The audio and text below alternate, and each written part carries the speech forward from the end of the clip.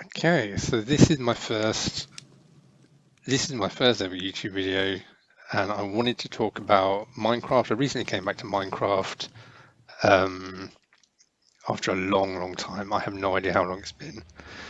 Um, you might be able to tell, but I don't ever use a microphone for anything. I don't play video games with a microphone. Um, I'm not particularly comfortable recording this, but it's been interesting to come back after so long. I last played the game beta.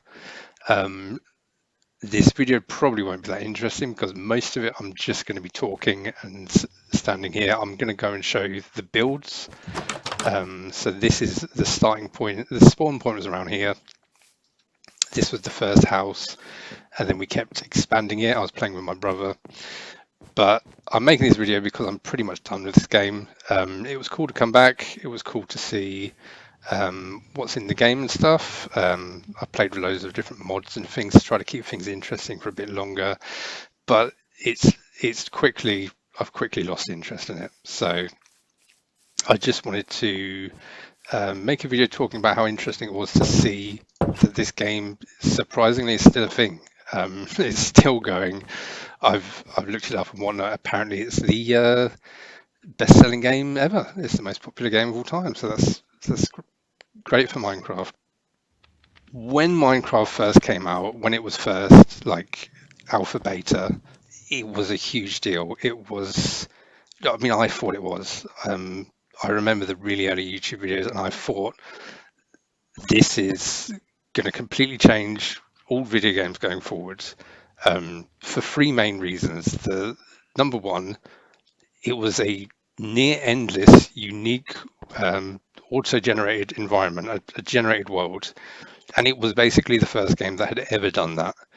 Um, there had been Dwarf Fortress, there had been Infiniminer, which I'd never heard of, but there had been a few other things I've seen people mention, but that none of them are on the scale of in Minecraft. You pop into the game and you can just walk in a straight line, and the world keeps generating new things to a certain degree. After about an hour of walking, you've seen basically all the biomes, you've seen everything, but there had been nothing like that, and it really felt like it would just go on forever. There is a limit to how far it goes. Same downwards, there's the bedrock layer, but it basically goes on as long as it needs to, as far as it needs to.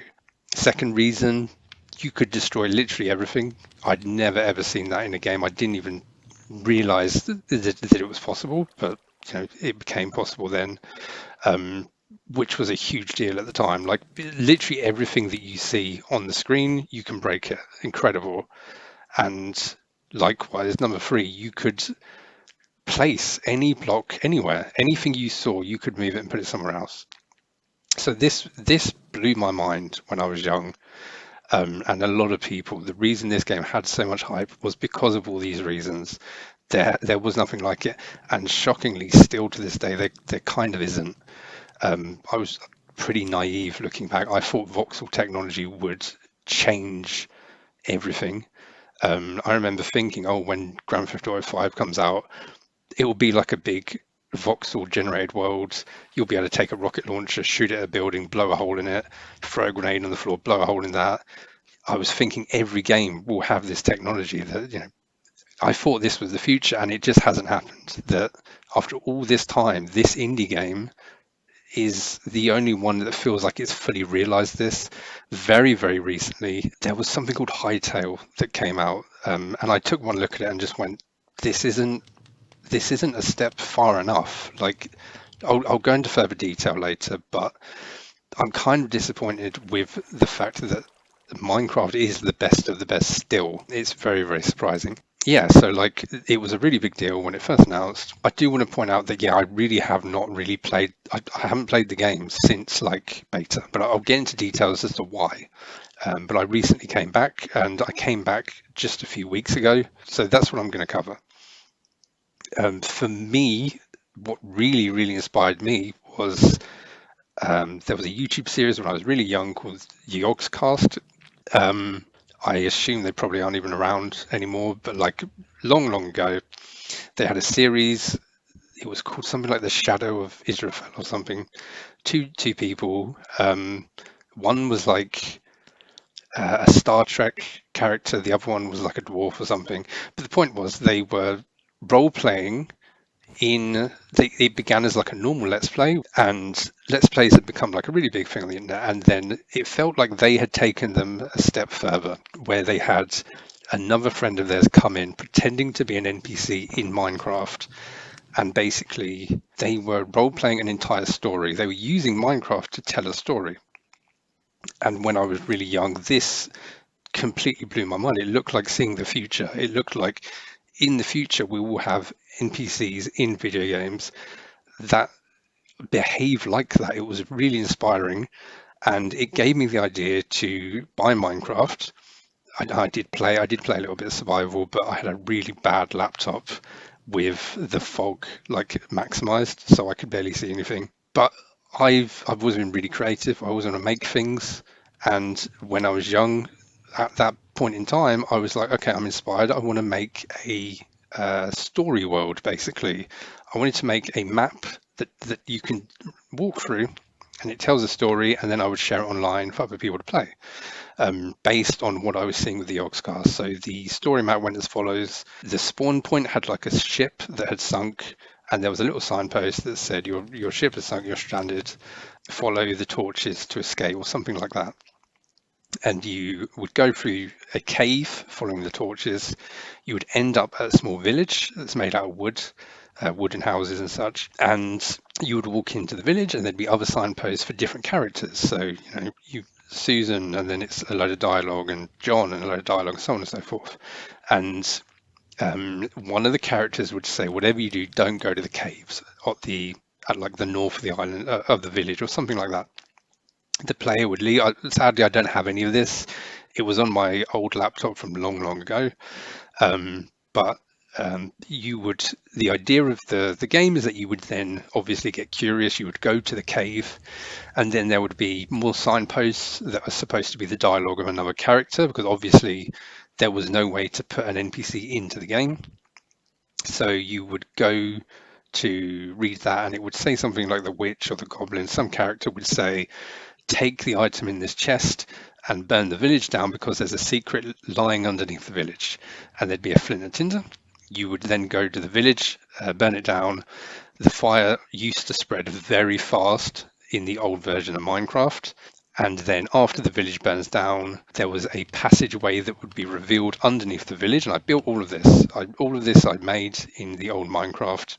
There's a passage underneath. You go under there, and then there was another character and some more story. I think you went towards the beach. You went to the beach. There was loads of signposts for the characters who had survived the fire from the village, and then they would like give dialogue. "We need to cross this bridge to find safety in Diamond City." This is before Fallout 4, but it was a city made out of diamonds that I was making in Minecraft. I was doing all of this in the creative mode. I've realized that there's now a way to fly around. I don't remember flying when I played Minecraft. I remember walking around and placing all these blocks, but maybe my memory's bad and flying has always been in the game. But yeah, I know I was making all of this, and I made a huge bridge. I made a massive lighthouse. And then you go all the way across the bridge, and then there would be the city called Diamond City, and that would be the last area. And then there would be like a final quest that you would go there, and the mayor of Diamond City, on a signpost, it says, "Hello, I'm the mayor. This conspiracy that led to the village being burnt down, you have to solve it." And then you would go out somewhere, there'd be another cave you have to explore, and you would find whoever gave you the flint and tinder, and then you would maybe, I don't know, solve a puzzle like jumping over blocks and trying not to fall in lava or something, like something really basic. I was really young, so well, relatively, I was a lot younger than I am now. So it would have been pretty simple, and I was really invested in this. I was so invested in making this, and then Minecraft updated. There was a new beta. I've Googled this. Apparently, beta 1.6 is the change that I'm thinking of. And they nerfed fire, and it completely broke the way that this would function. You couldn't burn the village down anymore.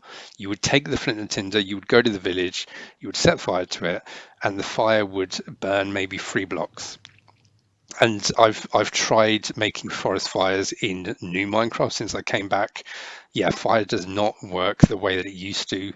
I made a forest fire and it burnt maybe 10 trees and then just stopped.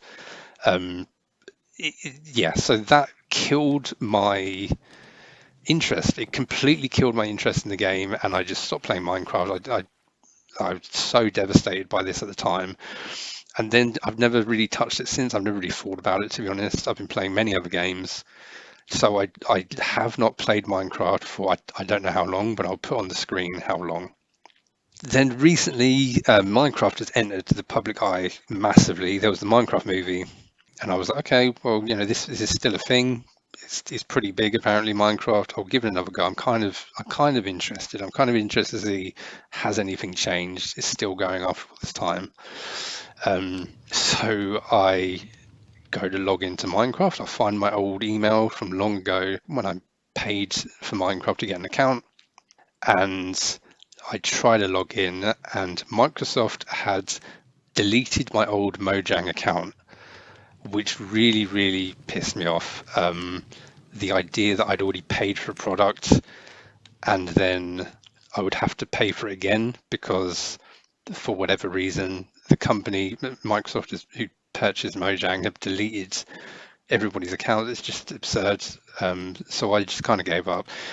And then around Christmas time, Christmas 2025, my brother brought me a new copy of Minecraft for Christmas. So that's the reason I'm back. Um, and that was my fun little story. So now I'm going to get into, with the backstory over, I'm going to get into my thoughts on the game. What I'm going to run through real quick. I've made some notes because there's a lot I want to talk about. I just want to use this kind of like a diary entry and just talk about my thoughts about this game. Um, I'm going to go over my thoughts on what has been done to the game, what has improved, what hasn't happened, what has, in my opinion, made the game worse. I'm then going to show you my builds in the game, the things that I've been doing, because although what you're looking at right now is a pause screen, but although this looks kind of crap, this is the first house we built, and I've traveled all over the Minecraft, many, miles and miles. And so there's plenty more to see. There's loads and loads of other things. I'm going to show all the builds, and then I'm going to talk about mods because I've tried plenty of different mods since I came back. That's pretty much it. So what has changed? What have I noticed has changed? Well, I don't remember these carpets for sure. But the big things, there's new caves now. Hold on, let me just show you a cave. So there's new caves, and they are absolutely gigantic. They're unreasonably so. So if I go down here,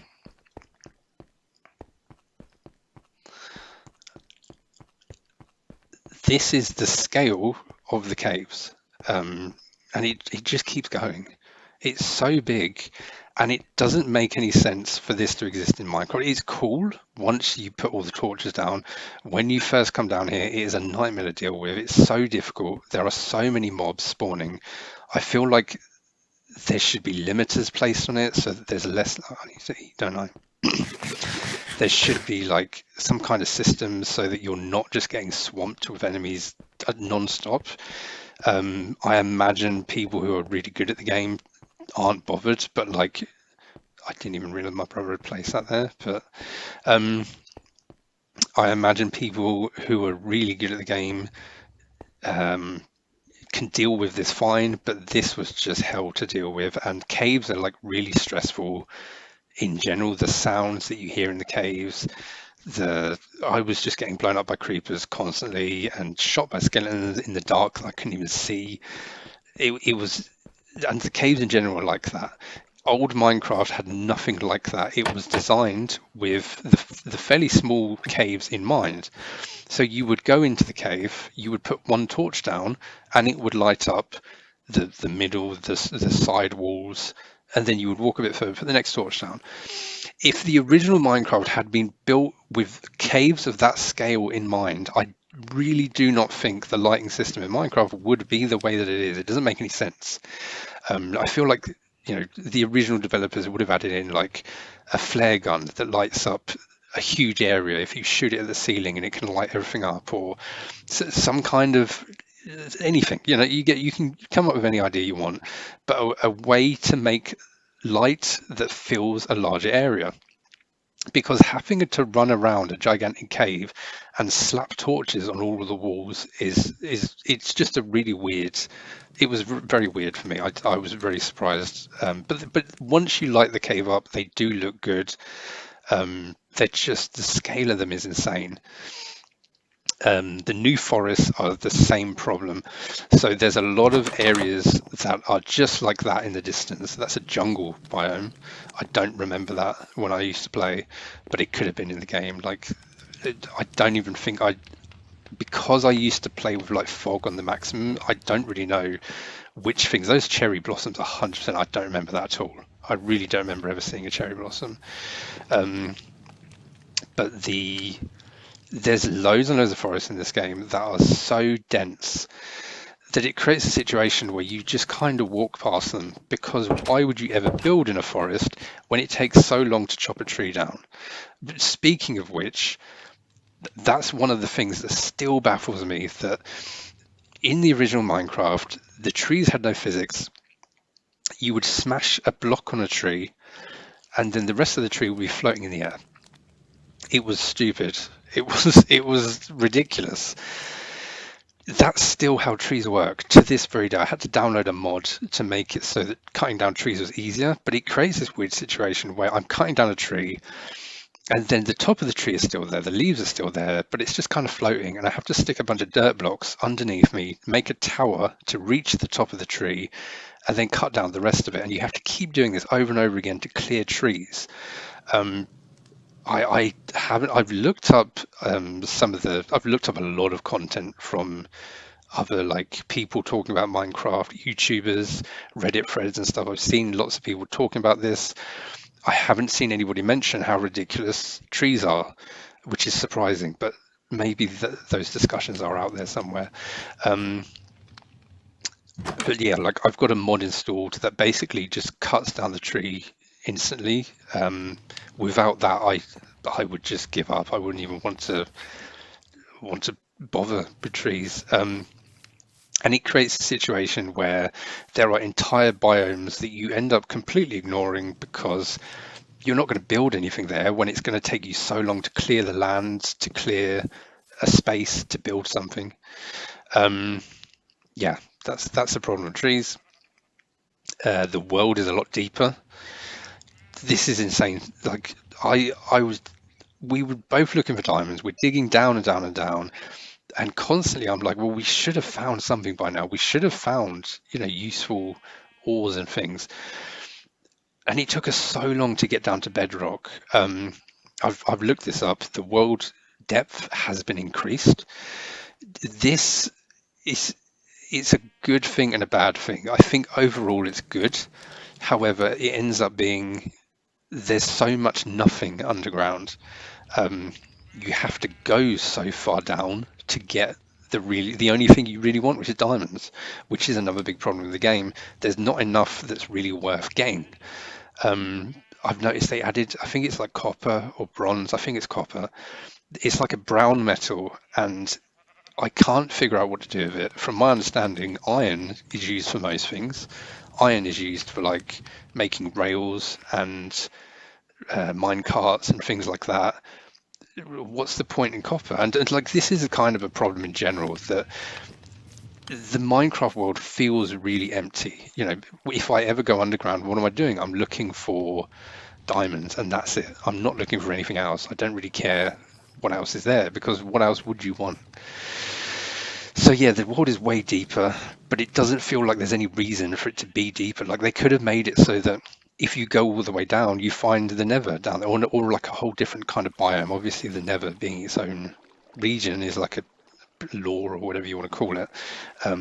It feels like there should be more underground, but difficulty. So the first day is insane still.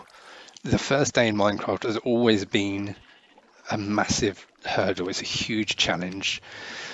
Um, they've added this, which is a complete game changer. This is probably one of the best things that best new like blocks added to the game, because the campfire is A, it's a source of light.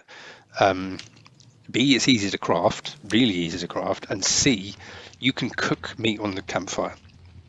This is so it solves a lot of problems that you have when you first play the game. So that's a really good addition. There are good additions to the game, but in general, I'm still really shocked how hard day one is. The day one basically is you need wood, easy. Then you need to make a pickaxe. You need to find coal.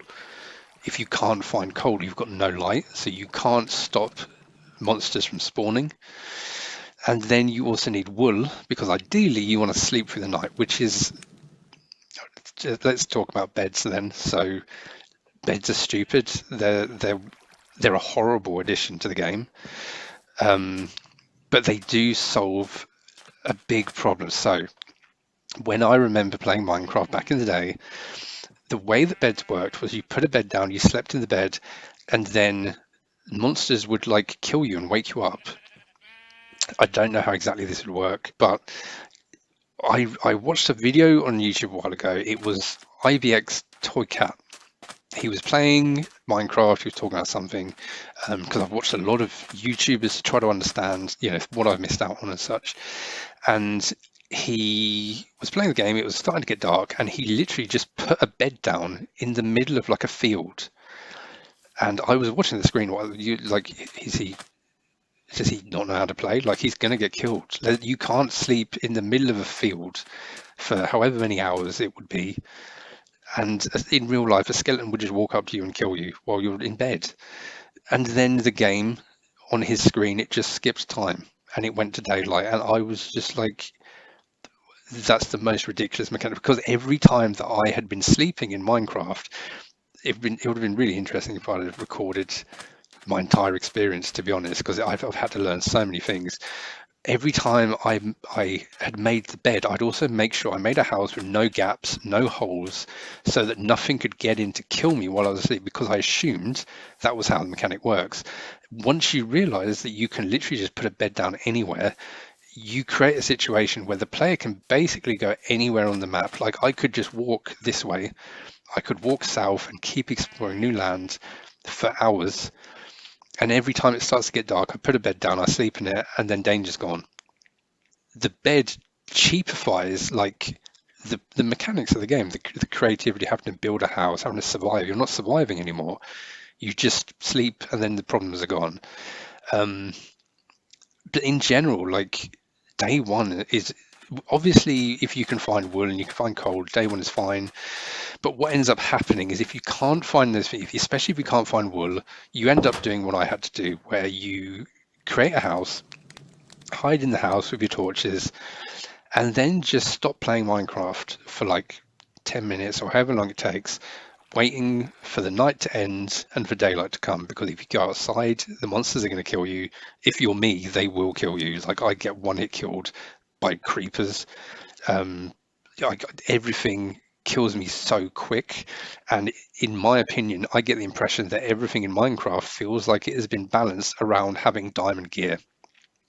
This is especially true for mods. um, the majority of mods that I played, we were doing a lot of things. We did like the Aether, we did Twilight Forest and stuff with iron gear at the time, because we hadn't found many diamonds, and everything was too difficult. And this is generally the problem, that it feels like you have to have the best. And there's also this book thing, enchanting table. I don't really understand it, but it seems like you put like a sword in. Actually, I might be able to do it now. You put a sword in, and then you randomly get like one of these unbreaking. I always choose the bottom one because it's the highest number. It says number 3. I guess 3 is better, but like, I genuinely don't really understand what's going on. This one is making it so I have less durability, or higher durability. Um, So there's loads of mechanics that clearly must exist. There must be things that players do to make it so that the game is easier to deal with. In our experience, like we've been getting killed constantly. It's really, really tough. Crafting menu. This is possibly one of the best features they've added by far. I would struggle so much if it was not for um, being able to use this and see what exactly I can craft at any moment in time. This is excellent. Um, Not much more to say. It's just possibly the best feature they've added since I've been gone. Also, the armor is still blocky and ugly like this. This was really surprising. Like I, when I remember playing Minecraft, it looked exactly like this. It looked ugly and blocky. It didn't look like, decent looking armor, but it was an indie game. You kind of expect that. I'm kind of shocked that they haven't updated the armor to look actually decent. But in hindsight, I can look at that and be like, you know what? I get why they've had to keep it like this, because Minecraft has so much multimedia at this stage.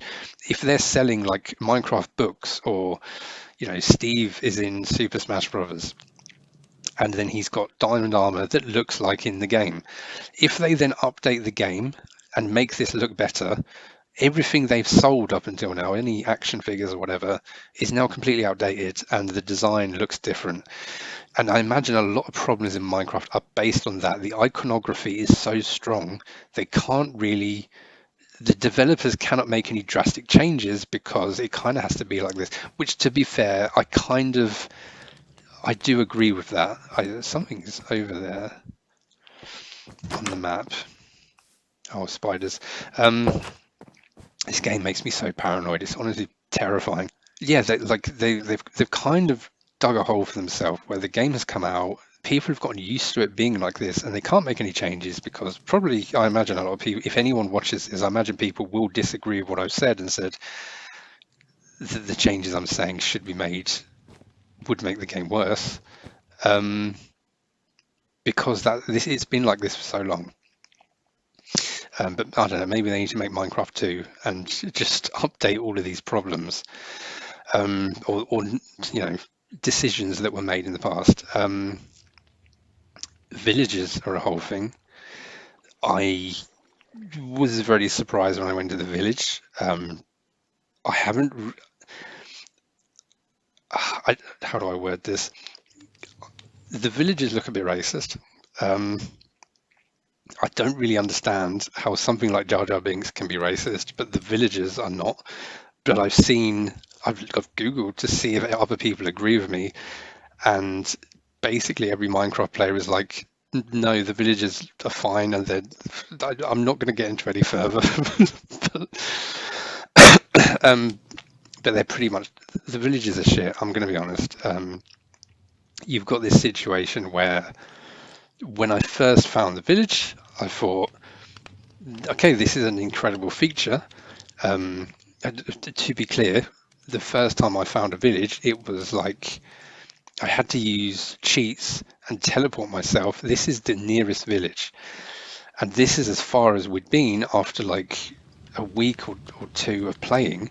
So we didn't realize that there was a village over here. I had to use cheats to find a village because even though we'd been so far, we traveled all that way north, traveled around and around, we just hadn't found one anywhere. And there's a lot of luck based around Minecraft. There's a lot of,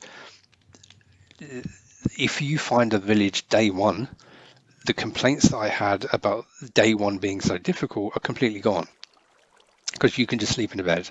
But you're probably not going to find a village if you're playing in my world. If this is the common experience, if the experience I've had is the normal experience of other players, there's no villages near your spawn.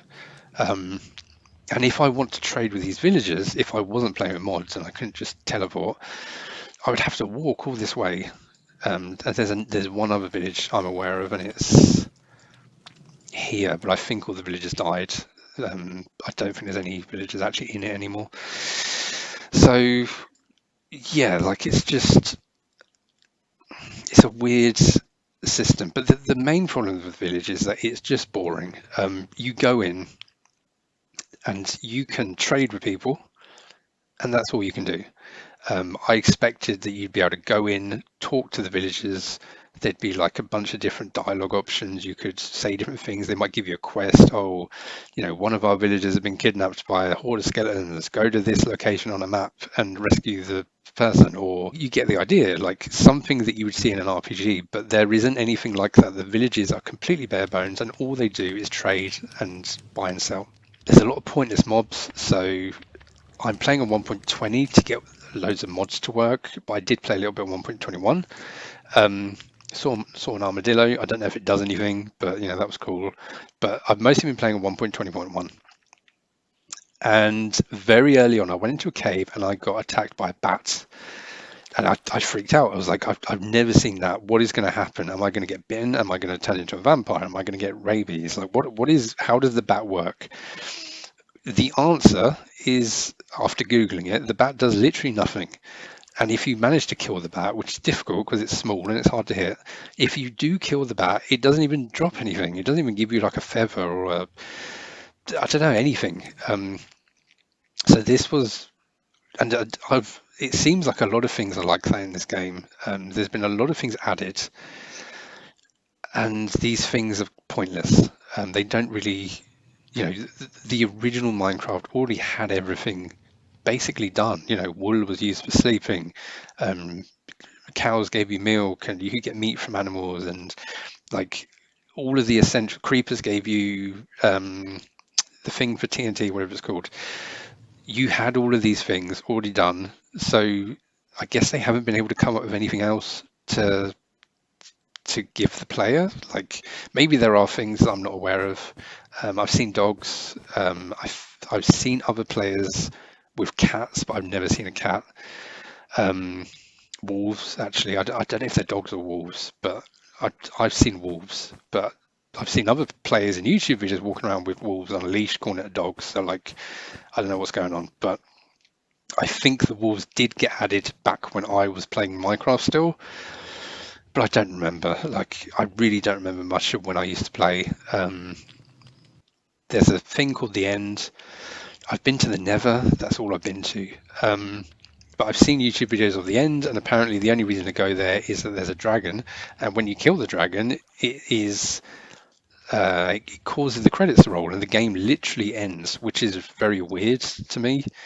I always thought the whole point of Minecraft is like it's a game that you can kind of play forever, and it just keeps going. The fact that there's literally a way to beat it is, I guess, it's good for like the speedrunning community or something. Like there's players out there that clearly like the idea of being able to get to the end. So I don't really know what to think of that. I think it's weird. I think it's a really odd choice. Because I always thought that I always felt like Minecraft is just a sandbox, and you just kind of do whatever. And I feel like if they want to give you direction, it should be like what I talked about. That there should be little quests to do to like complete different things, as opposed to there's one final goal, you need to go to that. But anyway, I don't know how to get to the end. Bedrock edition. Oh my god. Okay, I had to look this up.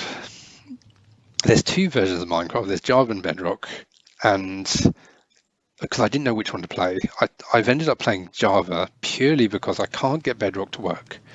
This is all very baffling. The Microsoft has purchased. My understanding is as follows: Microsoft purchased Minecraft, and then they realized they need to make money out of it. They can't make money out of it because of the way that Java had been made, the way that it was, the fact that people can mod the game and everything. So they instead made a new version called Bedrock that's more closed off, and there's a store, and you can buy things from Microsoft, and every time you open the Bedrock, it will probably advertise to you like all modern games do. And even things like skins, I've looked this up, and apparently you have to pay for skins in Bedrock Edition, whereas in this version, I went to a website called Skindex, which I'm sure Skindex was something that existed when I was young. Like it looked like such an old website. Pretty much all the skins I hated. The only good skins were girl skins. Like there were no male skins that looked good. But that's in like every game has that problem. So yeah, this is the one I went with, like a jester character. The But you have to pay for them in Bedrock. To me, that's bonkers. I'm really, really surprised that it just seems like Java is better. And I did a bit of digging to see what people were saying about this change, if it was pissing people off or whatever. What's really interesting is I've seen a lot of people saying Java is put together really poorly. It's like something about the code. I don't know. I don't understand coding and stuff, but I've seen people saying that Java is like a mess. This, I don't, feel like this can't be true because I've seen so many videos of problems people are having on Bedrock. I've seen people, having huge lag spikes and falling through the floor, and Bedrock looks like a buggy mess, even though it's the new version of Minecraft. It was made from the ground up. All they had to do was look at what's happening in Java and remake all of that in Bedrock. But they obviously have struggled to do that. Music. So this is a positive. Music's really good. They've added a lot more music. A lot of the songs that I remember from when I was young, I've heard them again in the game. So that's good that they've kept the music the same, and they've added loads more music, and it sounds really good. Not much more to say about that. So those are the things that have changed. Now I want to talk about things that haven't changed. Things that after over a decade of this game being out, this game desperately needs. The big one for me is borderless full screen. I'm using borderless full screen right now with a mod because it's not in the game.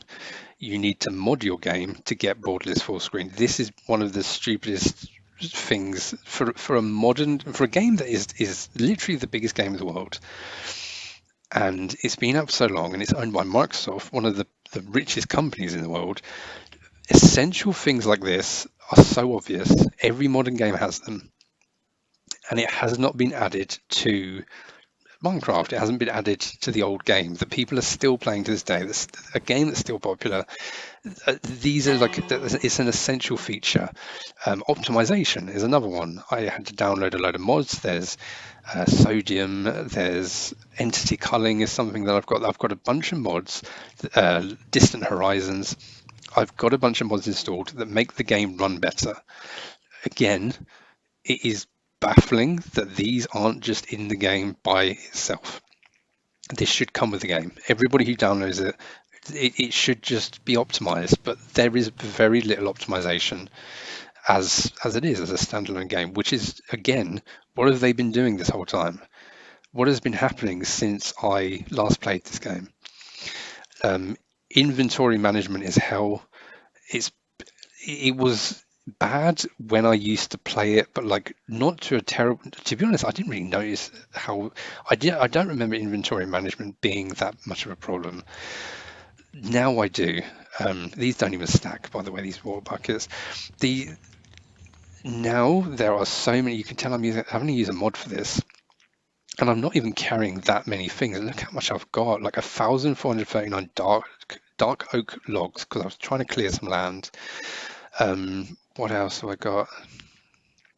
Just like massive amounts. 2,089 cobbled deep slate. Like it's crazy how much you pick up. I've had to use a mod. If I didn't have this, I think I would have given up a lot longer ago because it was just pissing me off how annoying it was to deal with this. We ended up with like chests everywhere full of just junk, just random stuff. There's coals down there.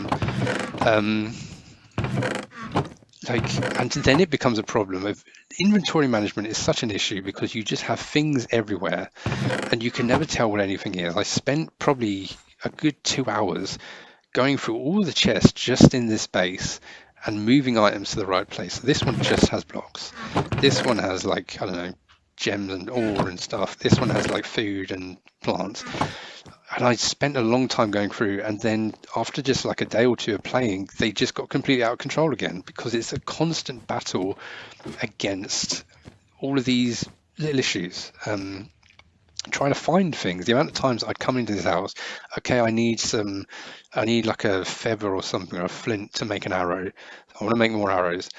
And then I have to open every single chest just to find where all these items are. This mod that I've got, you can tell at the top of the screen, it shows you some of the items that are in the box, but it doesn't show you all of them. And that should be a default feature of Minecraft. You should be able to just figure out, maybe above the chest, it should just tell you what's in the flipping chest as you're walking around looking for things. Inventory management, this is something that absolutely should have been improved in the game, especially because they've been adding more blocks, more items.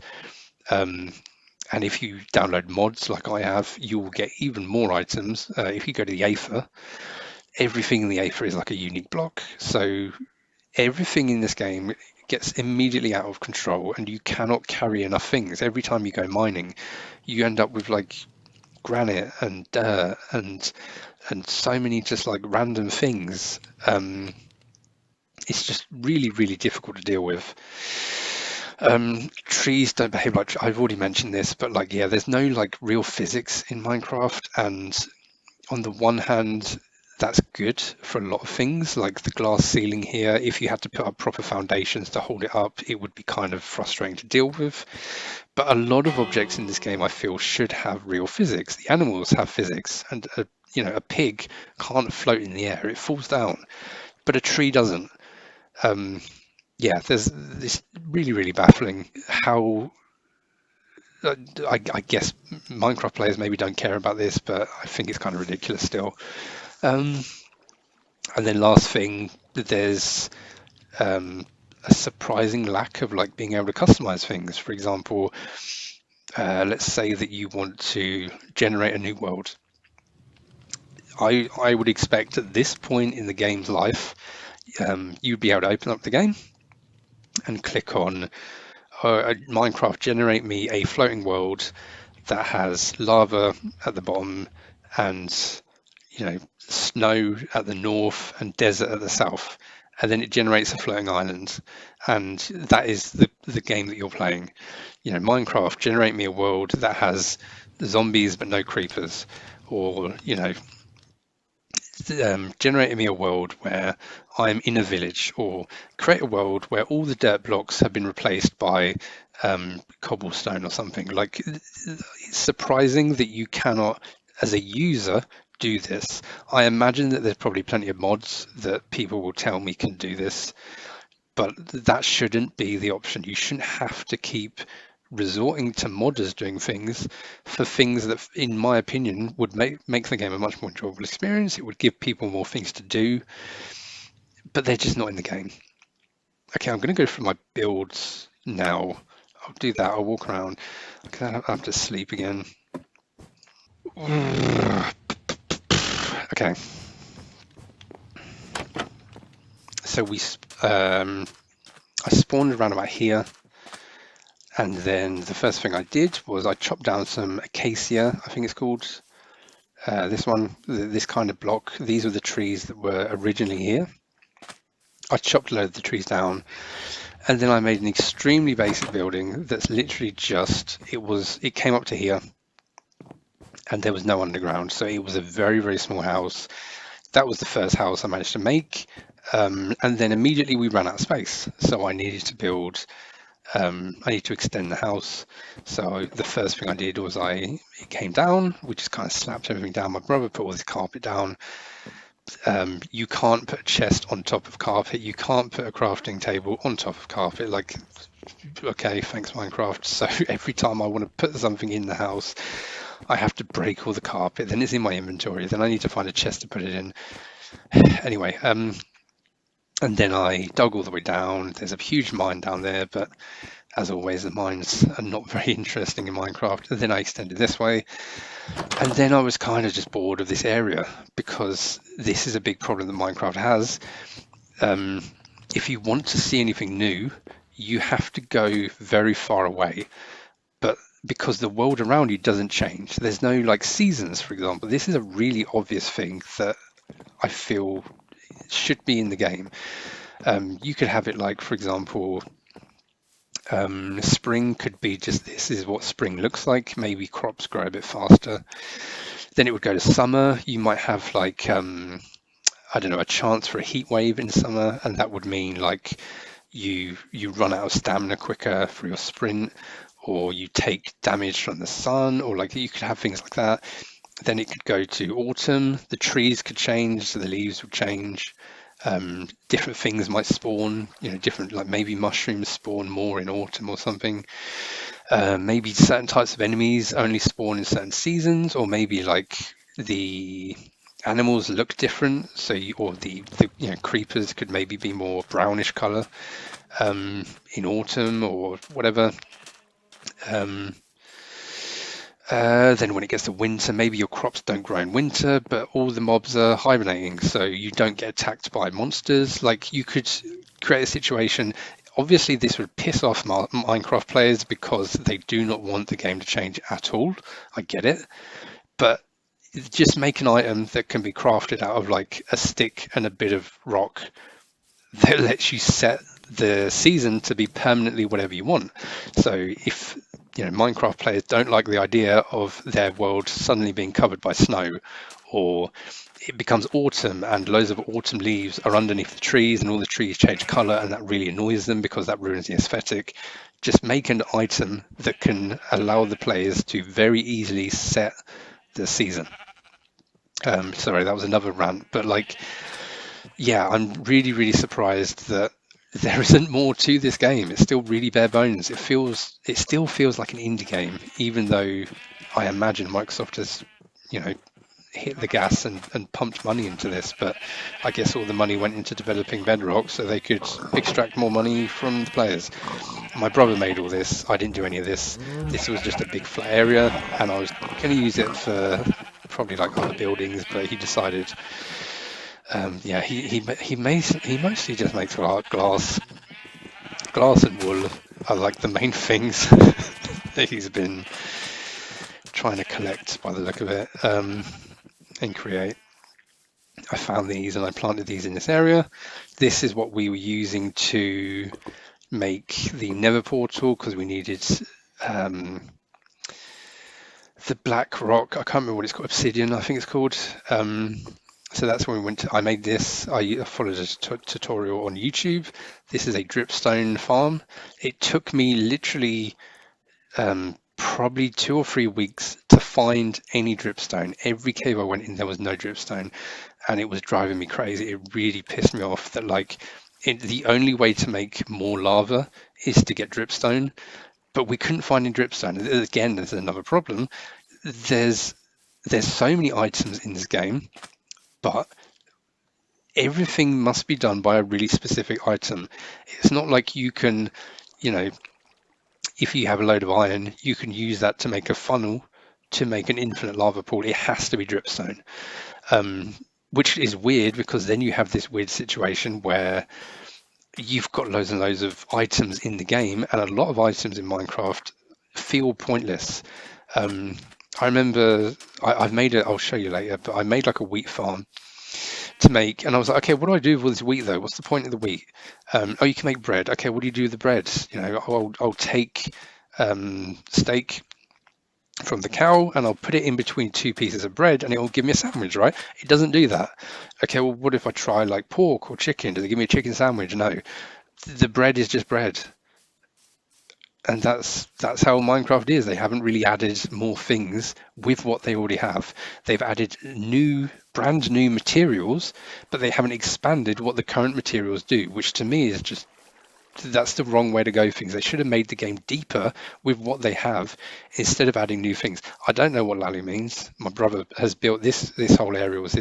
This is my second Aether portal. So I went into the Aether in our original portal there. And then when I found a Valkyrie temple, I came out here. I'll talk more about this later. But that spawned here. So every time I want to go to fight the Valkyrie, I've never been able to kill her. It's impossible. We both died probably like 30 times trying to kill the Valkyrie. I can just go straight here to try to get to the boss fight again. I put that there to scare my brother when he logs in again. He has not logged in again. He's not seen this. So he got bored. Like, he hasn't played for at least a week. I think he's completely done with it. Similar to me. I don't know what he was building here. This is out of wool. He told me that when he was trying to make a lava something to do with lava, and he made a house out of wool. As you can tell, we're very old school Minecraft players. We just make big blocks. That's all we know how to do. He loves carpet. Yeah. So that is the home base. There's not really anything else here. There's a dirt bridge over here.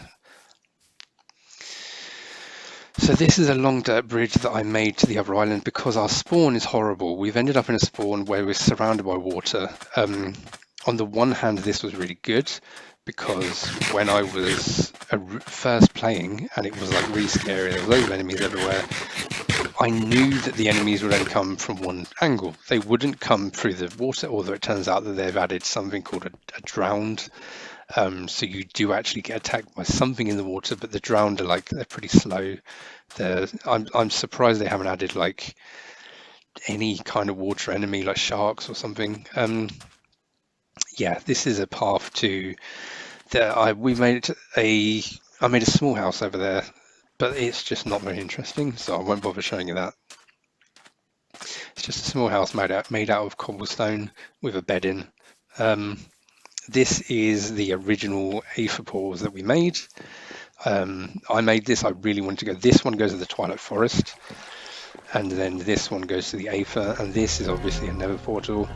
I didn't really finish this. I was going to put this stone. This is called cobblestone wall. I was going to put cobblestone wall around it, but I didn't bother finishing.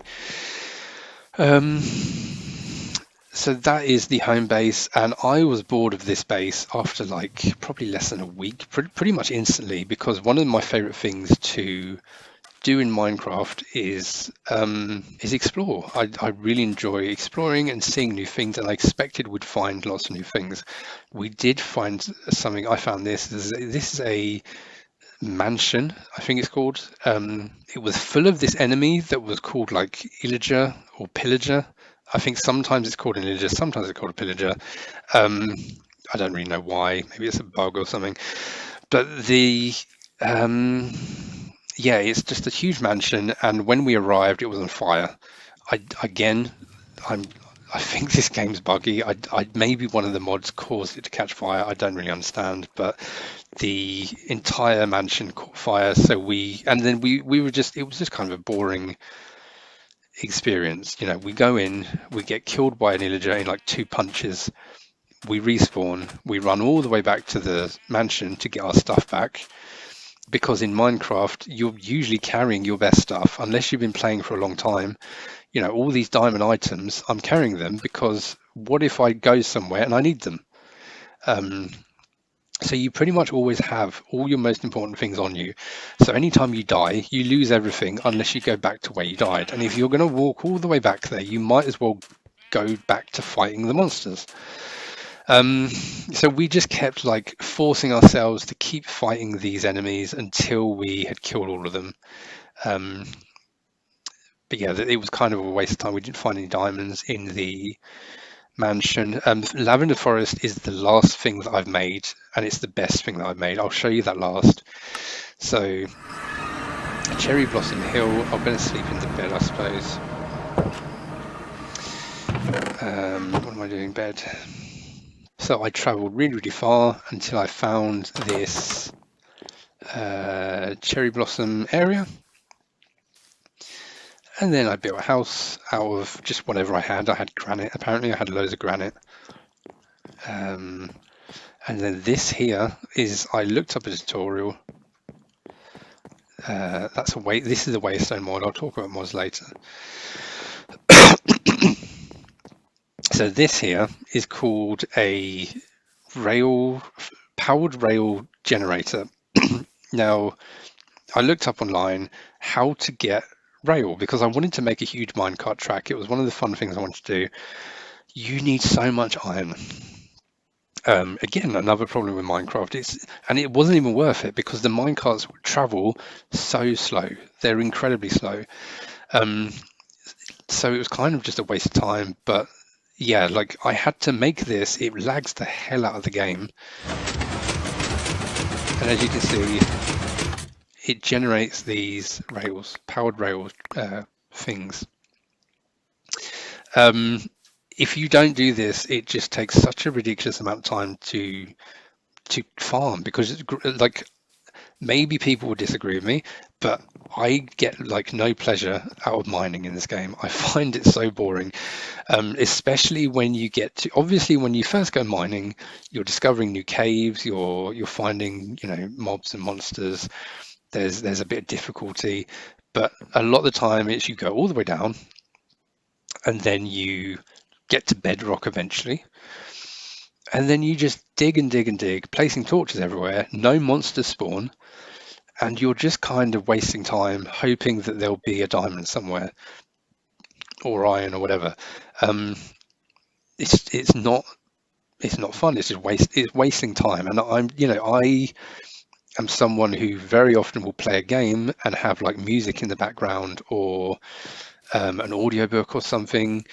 Um, I'll play Tetris, Minesweeper, Super Smash Bros, Counter Strike, whatever. Like there's so many different games that I play, and they keep me mentally stimulated enough that, and I'm also listening to an audiobook or something at the same time. Minecraft isn't really something that I can do that with because it is so boring. It's so brain dead, mining underground, just breaking blocks hoping that there's something behind them. um yeah, I don't understand the appeal of it. And I'm really, really shocked that there is not an item that you can create that allows you that like a little compass that points towards the nearest ore, or an object that glows in your hand when you're near an ore, anything like that. You see what I'm trying to say? A way to mine quicker to get to the bit that you actually want to get to, because mining is just busy work. It's brain dead, pointless busy work, and I don't see any value in it.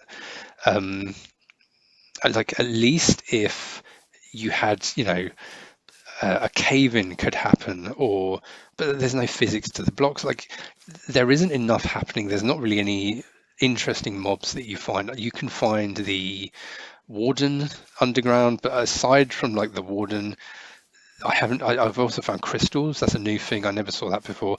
So there are a few things that they've done with the game to make going down in the caves, there's things down there.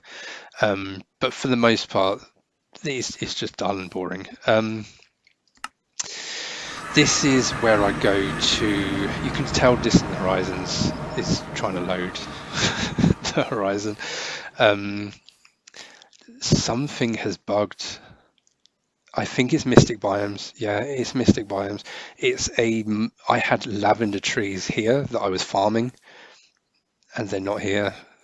I don't know if I'll be able to get them back. But whatever, I'm probably not going to play this anymore. And yeah, there were cherry trees that I was collecting, so I traveled all the way here, and I did originally think this is a really big flat plain. I could use this as a site to build loads of cool things. What is that over there? I think that's one single tree. Um, so as you can tell, I put down the foundations for a big house I was going to make, and then I didn't do anything with it. I just got bored, and it was a lot of work. um, so I was going to make something in this flat plane, but it's a bit of an uninspiring location. And with all the trees down there I must have planted about 30 different uh, purple trees here, but whatever. Desert Village. This is obviously we made this because it was terrible. I made this, and then my brother put cactus outside the door, so that every time you walk in and out of the house, you almost die. Um, I think all the mods are broken, are they? No, no, those guys are there. Those are ants, killer ants. Um, Yeah, I think all of the villagers were killed because we kept getting attacked. Oh, hello. Do you want a melon? No? Okay. Um, I think all of the villagers got killed. There was just chaos going on outside. Um, there was a particular mob being spawned by a mod called Alex's mobs. Lots of mobs and mods. Um, and it was like a whirlwind that shoots it like shoots dust at you or something. It was terrible. I had to go into I had to download the config mod to go into the files to turn the mod off. Um, but yeah, it looks like all the villagers got killed by things. I also had a mod that gave us guns, and then the mod started spawning enemies with guns, and then they were just killing everyone. It looks like even the Iron Golem is he? Yeah, everything's dead by the look of it. Oh, was it you that killed everyone? Um, but anyway, I built this. This was going to be like a big kind of castle. Pretty ugly. Creeper must have done that at some point. But this, as you can tell, completely empty inside. I never know what to build inside. And then a cool little lookout point. He's behind. Oh, you can climb. Okay, I'm gonna deal with you then. Here we go. But the interesting part here was that this was the first time that I made a proper efficient way to get down to bedrock. So try not to fall down and die. And as you can tell, we were looking, I mean, like I can just walk and walk and walk. We were looking so far for diamonds. I watched a tutorial online on how to get them, and somebody said, yep, come down to the bedrock layer.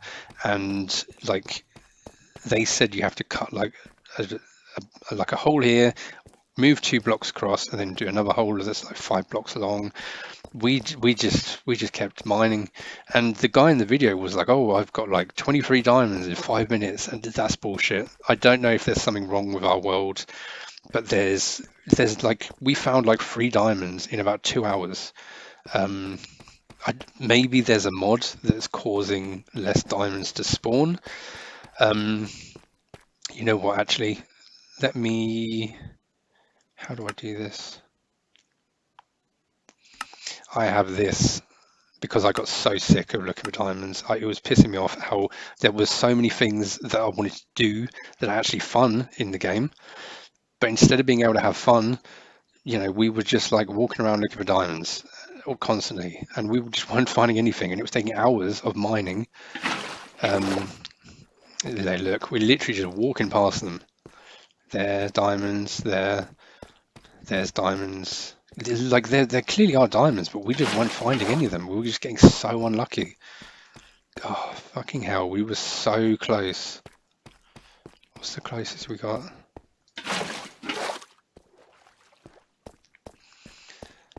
Yep, I mean, there's not actually that many. Considering how many blocks, look at this big empty area. Imagine if you were digging here. You would not find anything in that area. There's actually not as many as I thought there would be. But we were just missing them, yeah. We were just completely missing more diamonds. That's the ladder. Loads of diamonds above us, but not many on our level. Yeah, diamonds up there. Diamonds, they do go quite high actually. Someone on YouTube has said you have to go to like Y level. Where am I? Y minus 60 right now. I think they said like about minus 59 Y level, but like that doesn't seem to be a good way to guarantee finding anything. So yeah, that's the thing. Mining is terrible. Yeah, not fun in the slightest. Let's put the resource pack. Get rid of that one. Done. Yeah, I've broken something. It's not going to work. Okay, I will have to end this recording, and I will come back in a moment. Okay, so I've come back. Yeah, that was that. Anytime I need diamonds now, I literally just turn that on and then dig around and find them. I could just spawn them, to be honest, but like that feels a bit too cheating. But there have been a lot of things I've had to spawn because, especially things from mods, the Waystone mod, that required items that I just didn't know how to find. I probably should have Googled around to find them, but like the amount of time it would have taken me to find things, I just wanted to solve a problem and be able to like travel between all of my bases very quickly. Um, so I have used the give command very often to just give me stuff. I think the first time I used the give command, I went into a cave, a creeper blew me up, I lost all my items. I ran all the way back to the cave. I could not find where I was. I was walking around for ages trying to find the where all my items had fallen. And by the time I finally found it, all my items had despawned. Again, and this is another problem in Minecraft that I just cannot believe is still a thing. How come when you die, you don't leave like a dead body with a bunch of items on the floor? I've seen that there is actually a mod for that. Um, I think it's stupid, really. I think it's a really weird idea that there's no like gravestone. Luckily I have this mod that lets you, it puts like a marker on the map when you die, so you can figure out where you need to go to get your things back. But without that, the game was just really, really difficult, and we'd constantly end up in situations where you're just losing stuff. You're just spending all your time getting these resources, and then in a single mistake, you lose everything. Which is, some people probably think is really fun. So, mushroom tree, what the hell is that? Is that really what it looks like? What is that? Does it? I don't remember making it look like that. Maybe we did. Oops. What am I doing? There's like there it is. We didn't realize the ladder was here, so we built stairs when we discovered this, and then as soon as we got up here, I was like, we are so stupid. Yeah, this was me and my brother. We walked really far, and then we were like, shit, like we haven't got beds. We need to find somewhere. And then we luckily found this. I think a mod put this in the game. Oh, that's cool. Can I climb that? I'm not going to try. Okay, yeah, we must have done it. We put this. Yeah, we expanded the area, but then we didn't do anything else. We just got bored and went to another place. Yeah, exploring. It does feel a bit like you're just walking for miles and miles, and what is that in the distance? What is that? I don't know. I'm sure someone who knows Minecraft would know what that means, what those tall things are. What else have we got? Badge Villa. Yeah, this is a bit further north from. This is the spawn point, and we're currently here. Yeah, so this was one of the first buildings I made, and then I got annoyed with it because enemies would spawn in this extremely dense woodland, and the sun wouldn't kill them, and there would just be enemies everywhere. Also, there's this. I don't know which mod spawns these, but it's terrible because it's the same thing every time. You open it, and there's a treasure chest that like has ghosts in it, and the ghosts pop out and kill you. So the first time it was really cool, and then when we found about like 5 more, it was like, for fuck's sake, like we want something new, we want something different. Yeah, and it's kind of disappointing how a lot of things in this game are very repetitive. You see the same kind of structures. Yeah, so I built this at one stage. As always, is there not? No, not this house. There's a different house. There's a mine. I didn't really do much of this one, it seems. Mushroom Dock. What's Mushroom Dock? This is very close to our spawn. We are here. So I use the boat to travel around here, and then yeah, back and forth. Um, yeah, we didn't really build anything around here. It looks like I made this kind of dock area. So the idea was you would knock these open, the boat would come here, you leave your boats here, and then close it, and then the boats can't drift away. However, I don't think the boats do drift. I don't think that's a thing. Um, and then my brother put carpet on the floor because, of course, it's really laggy.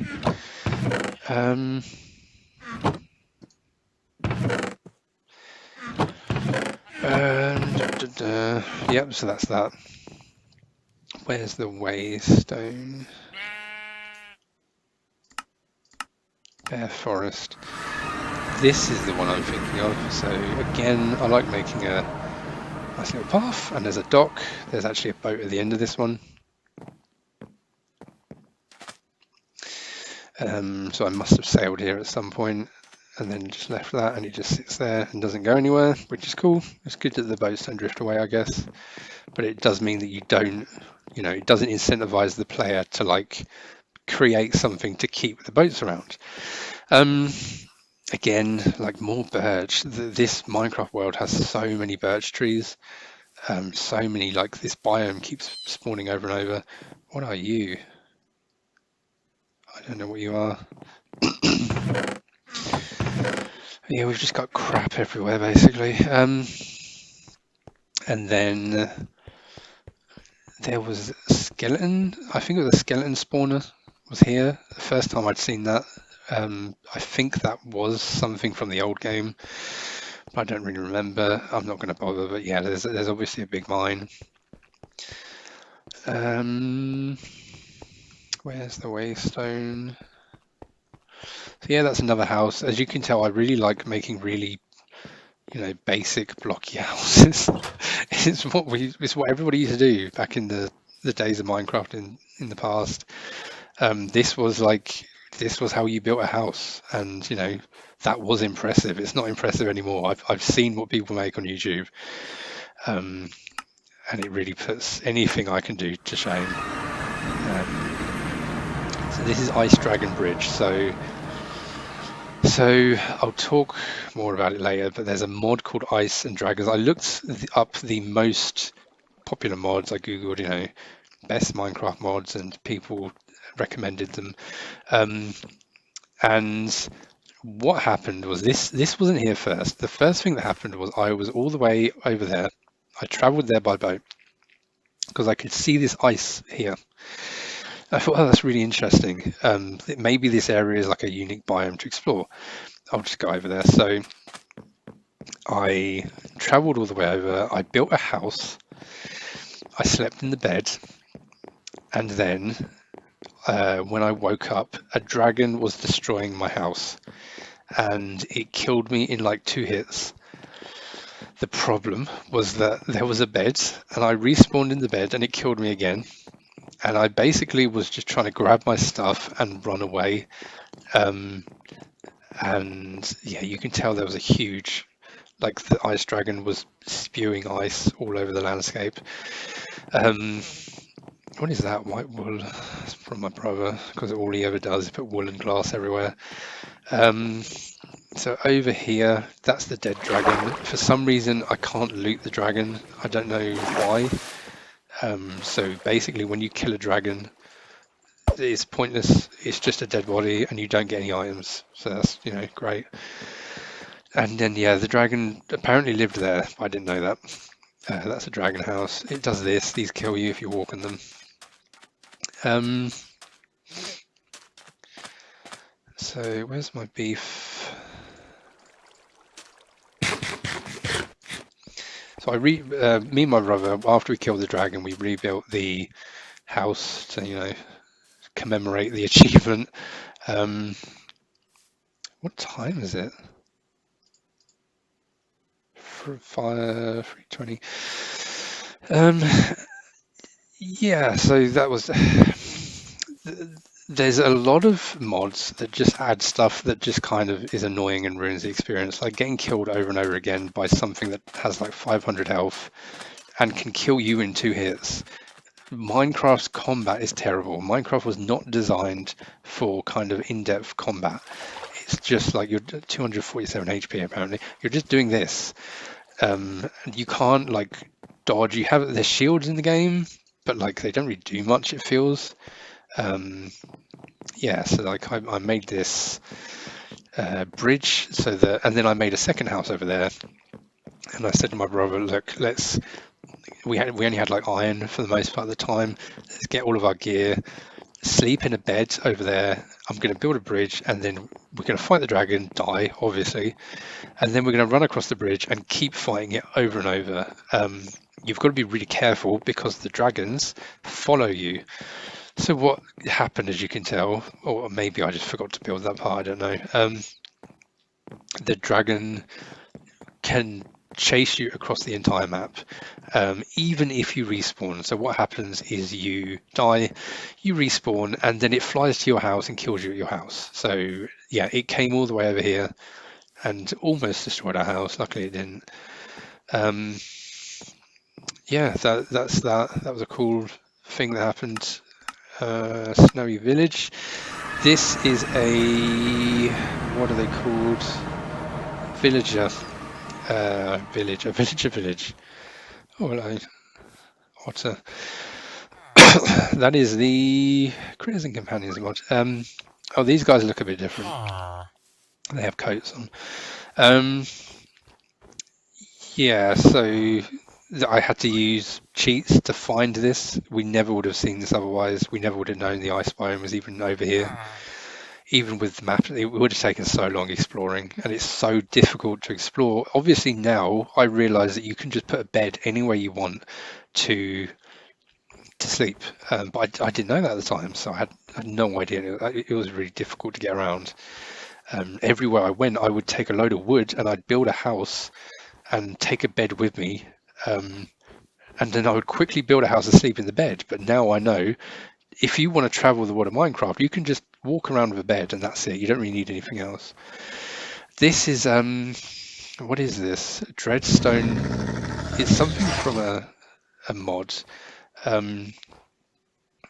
Oh, okay. I'm going to stay away from this, but the enemies that spawn here basically spawn infinitely. I can't remember which mod this is. I'll have to go check on the brick again.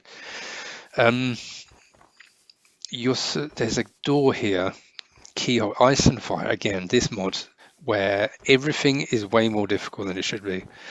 The enemies that spawn, they rush you. They're really fast. They're really dangerous. They hit you really hard. But more importantly, there's about 200 enemies in that building. And there's not really anything. Sorry, you're gonna have to get out of that bed. I want it. How do I get him out? Okay, I don't know how to do that. Oh. Okay, I think it's lagging so much. He did actually get out of bed. There we go. You can do that. You can just steal people's beds in Minecraft. Where's the waystone? I get so lost in this game. There it is. Okay, next up, coal quarry. This is just like I walked really far until I found a huge load of stone like this, and there's loads and loads of coal that spawn. I didn't bother to mine any, to be honest, because we had a bit of coal, but or I left some by the look of it at least. But yeah, like finding things like this is really, really good because it creates a situation where you there's loads of coal right on the surface. So this was like one of the more valuable finds if I didn't already have like loads and loads of houses near mines and stuff. Yeah, I don't think there's anything. I made a bridge to here. I never really did anything in this base though. I built the base and then like I never came back here and did anything. Yeah, so I haven't really done anything here. What else is there? Coal quarry, savannah. This is something that spawned. I can't remember which mod spawned this. That's not modded. Brown banner. That's a real thing that Minecraft has now. Yeah, I just put a waystone here. I built this little hut, but I didn't bother to explore this area, to be honest. I must have found this from a Nether curse of vanishing destroys the curse item. If you dive in your yeah, there's these little things that are like half built Nether portals. I think that's actually normal Minecraft that spawns that. God, there's so many enemies everywhere. The seagull. Yeah, it is. Seagull. Creeper. I think there are gorillas in this biome. Can I see one? I don't know if they're dangerous. Oh, leaf insects. The mods add a lot to the game. Um, it is kind of surprising that there's not. Um, hello. Yeah, it's pretty cool. Um, yeah, like the game, as you can probably tell, the game was getting pretty stale, and the mods did extend our playtime a bit because we were done with the game pretty quick. Honestly, it wasn't that fun. Looks like we didn't really do anything here. I just put a waystone down and moved on. So we could come back here at another point, but we never did. Winter Wonderland. Yeah, I didn't even build a house at this location. Looks like we killed a dragon here. Yeah, I think we must have killed this dragon and then immediately put the waystone down. That's interesting. What's that? Milk? Milk? Oh, Mystic Biomes. I think the mod's working again. Oh shit.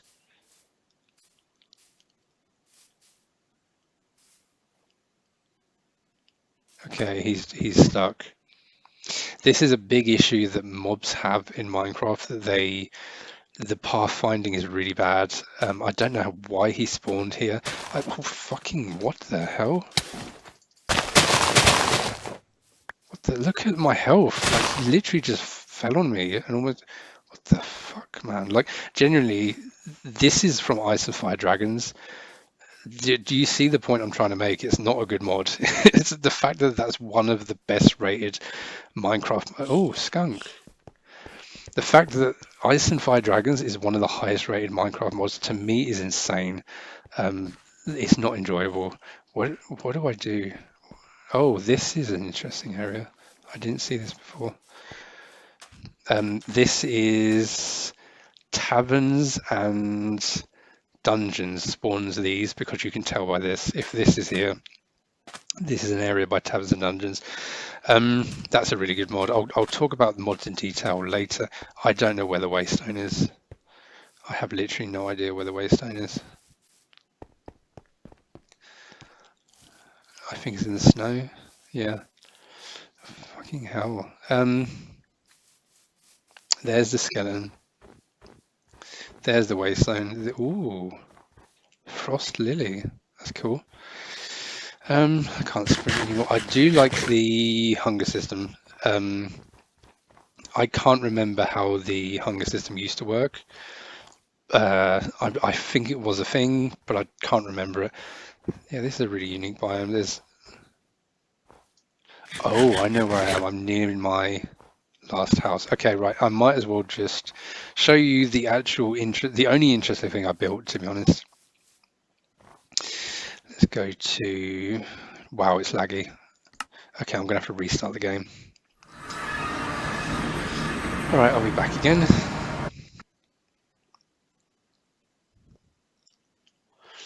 Okay, so this is it's still loading. This is like the only really good thing I built. I ended up making this. I discovered this lavender biome. Um, well, fuck me. Okay, so it looks like one of the mods has delete. Yeah, the trees are gone. There was a type of tree. It was a purple tree, and I used the wood from that tree to build the house.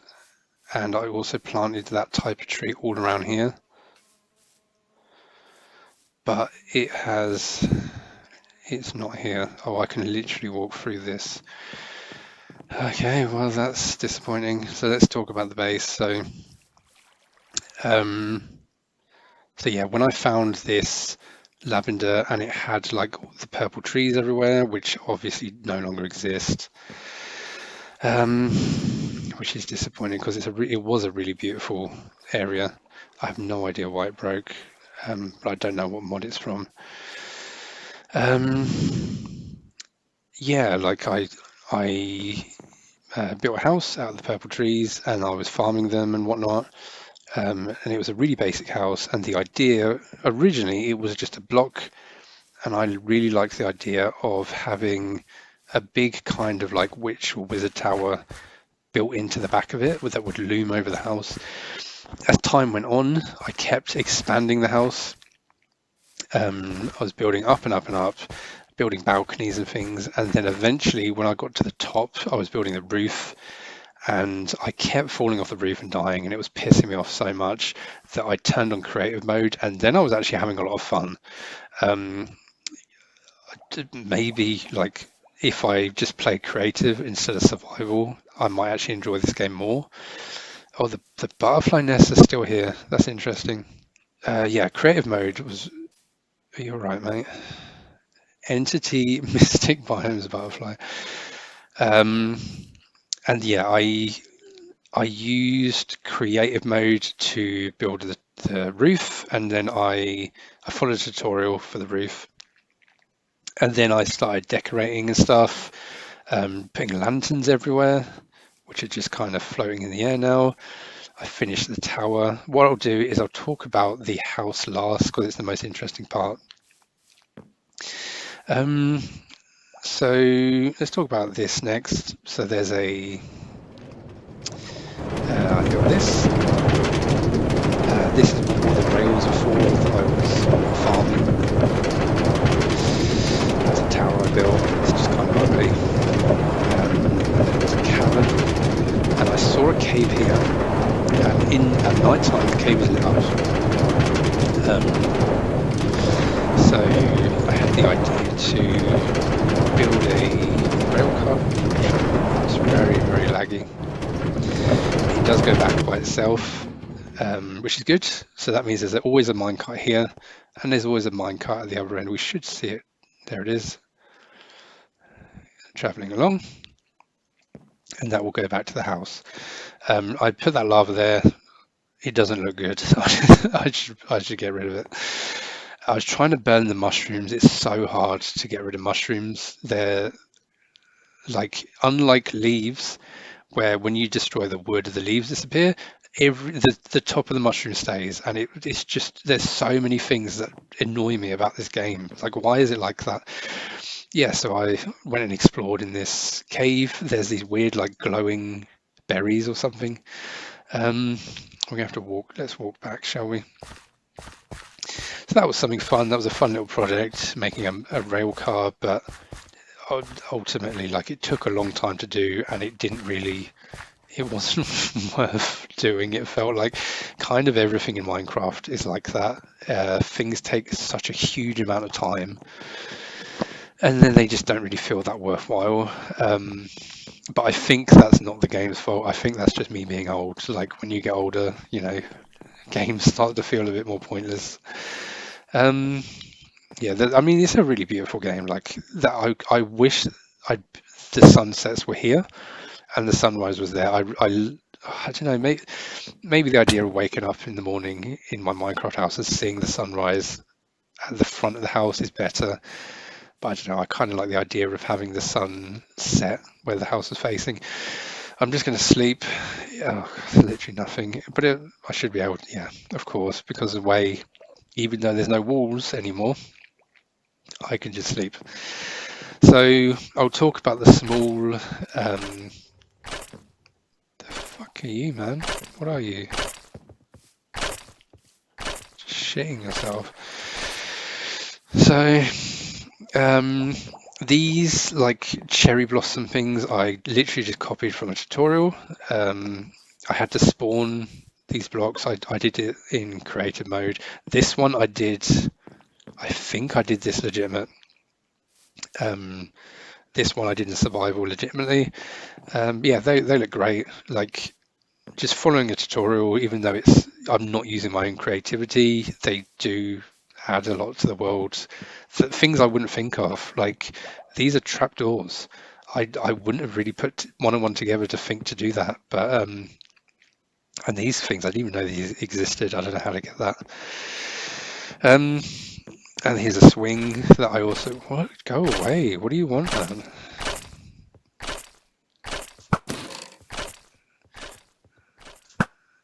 I can't hit that. Yeah, this swing outside what was the front of the house. That was the same tutorial. I'll link it in the video.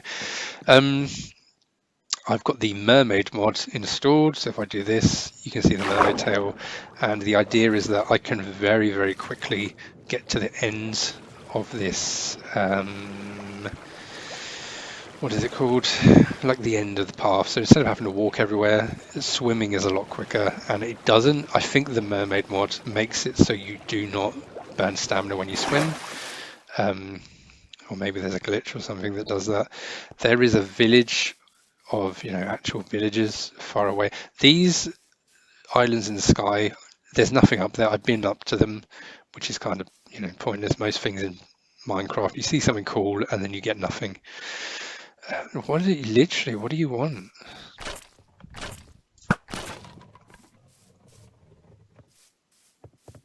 More critters as this. Do you just run? It just runs away.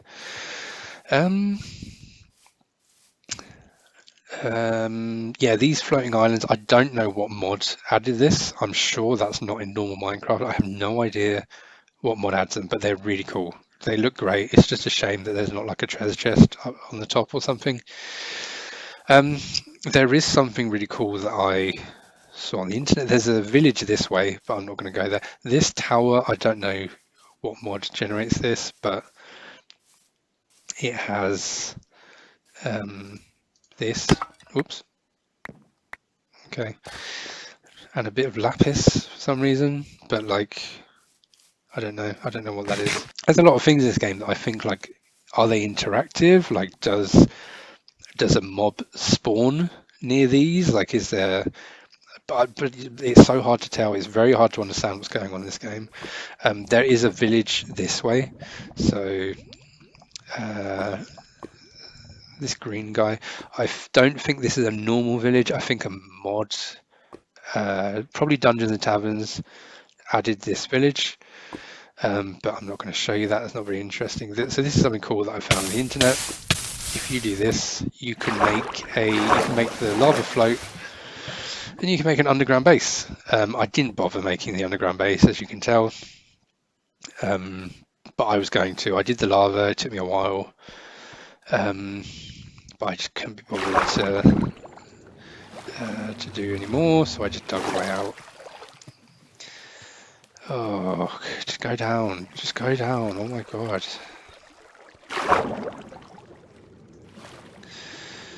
There it is.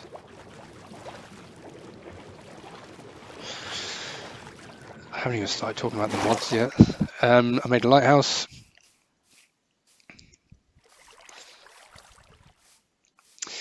This thing here, the lighthouse and this were a tutorial, but in this tutorial it was a smaller lighthouse. I made it a lot bigger, and this as well. So the lighthouse I made in survival, and it was hell. It was so, again, I kept falling off the roof and dying. It got to night time. I kept getting attacked by things. But the most crazy thing, so when I used to play Minecraft years ago, I remembered that I'd built a lighthouse, and I'd built it out of red and white wool, I think. It was definitely wool. And it looked pretty good back in the day. I was really proud of what I made. So I Googled lighthouse tutorial, watched a YouTube video, and the guy used concrete. And I was like, there's concrete in Minecraft. Like, there's so many things that are I'm completely unfamiliar with. So I then decided to follow the tutorial instead of just making the one I was going to do that would have been a lot quicker. This took me days to make. I had to make concrete powder, which meant I had to find flowers to get red and white dye. So I had to run all around the world getting flowers. I can't even remember what the other materials were. Then when you make the concrete powder, that's not concrete. You can't, it's just not concrete. So you have to put the concrete in the water. Then it turns into real concrete, the powder. The powder turns into concrete. And then you can start using it. And I had to do that so much to get enough material. So tedious. I do think creative mode, maybe I would have enjoyed this game a lot more if I just played in creative the whole time. Climbing ladders is still slow, you can't sprint or anything. And then yeah, there's some beds. Then you can see the house from here. A nice little view, and then there are glowstone. There's glowstone at the top. Because it's a lighthouse, so it needs some light. So yeah, that's another thing that I built, and you will see an issue with it when we go far enough away. But it doesn't light up very well. Really, what is this? Killer bush. Just a few more things to show you, and then I'm going to start doing a mod review, and I'll talk about. You can right-click dirt, and it turns into dirt path. I do not remember that from the old game. I'm 100% sure that's new. That's really cool. It would have saved me a lot of time doing all this. But I saw a YouTube video where someone did it, and I was just like, that's really, really cool. So the last thing, I made a wheat farm. I mentioned this earlier, kind of pointless. Like, there's just not much to do with the materials, really. But this is a dripstone lava farm, so this is the way to get into the lava. And then there is this absolute psycho shit here. So this is called a cow farm. Let me explain. I went on YouTube and I wanted to build a nice pretty farm area. So I googled farm, and what came up was a bunch of sick, twisted, like if Microsoft was making this game today, they would absolutely make it possible for the player to do something like this, because basically what's happening is you're making like a slaughterhouse factory farm. You are making, like, cramming all the cows into a tiny area, and then you feed them, and then they breed with each other. But because there's so many cows, they start dying. Just like they sound like they're suffering. They sound really unhappy. And then you get raw beef. That's why I've got so much steak. That is literally from me Googling around, that is how people play Minecraft today. It's not how I remember it. But there's a lot of crazy things that modern Minecraft players do. That is just like, I found it really surprising. So when the house had walls, and it did have other flowers, it had purple flowers along the bottom as well. It looked like this, but all the way around. And the idea of the house was that you could get up the house, you could navigate the house anywhere. So for example, you could go up the side along the vines, and you could go up here, and then you could go here, and you could go to the loft. Fuck me. Obviously there were walls there. There's panes apparently. Is this panes, or these are glass panes, and these are glass blocks? Yeah, I don't remember panes being in Minecraft. I don't know what the difference is. I assume glass blocks are like harder for creepers to blow up because panes are thinner, something like that, I guess. Yeah, so there's the attic. I haven't really filled much in the house. I would have done it if I could be bothered. Oh fuck. So you can, yeah. I spent a lot of time doing this, and I had a lot of fun doing this. Like this was all done in survival. A lot of it was done in survival, but a lot of other things were done in creative modes. to, once I got to like the roof and I started decorating the outside. But yeah, the idea is like the tower allows you to get to every floor immediately. So here I can go to this floor. This is stripped strawberry. You can strip the wood, apparently. That's a new thing. I need to sleep, apparently. So I'll go to the doors have gone as well. I'm glad I didn't bother to do anything else because it looks like it just deleted half the house. I put windows everywhere, but I spawned all of this. Like it's so tedious to make things in vanilla Minecraft. It's in survival mode.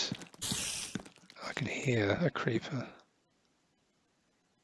It's probably going to walk into my house, isn't it? No, it's a spider. I can hear a spider. I found this in a building and I stole it. I don't know what that is. I don't know what to do with it. Potions or something. But I've never seen a potion. And then yeah, that's the house. What's interesting? Oh.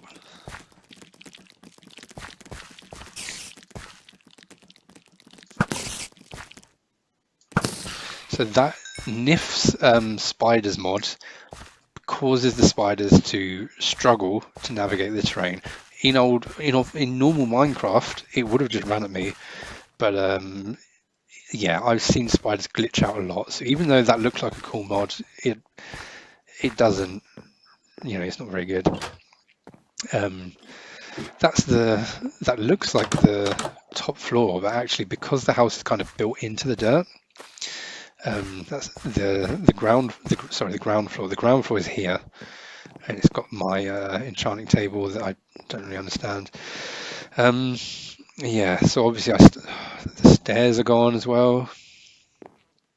Yeah, this is terrible. Like, I was sure I wasn't going to play anymore anyway, but that's really killed my enthusiasm completely. Yeah, it's deleted loads and loads of things. I don't know why that's happened.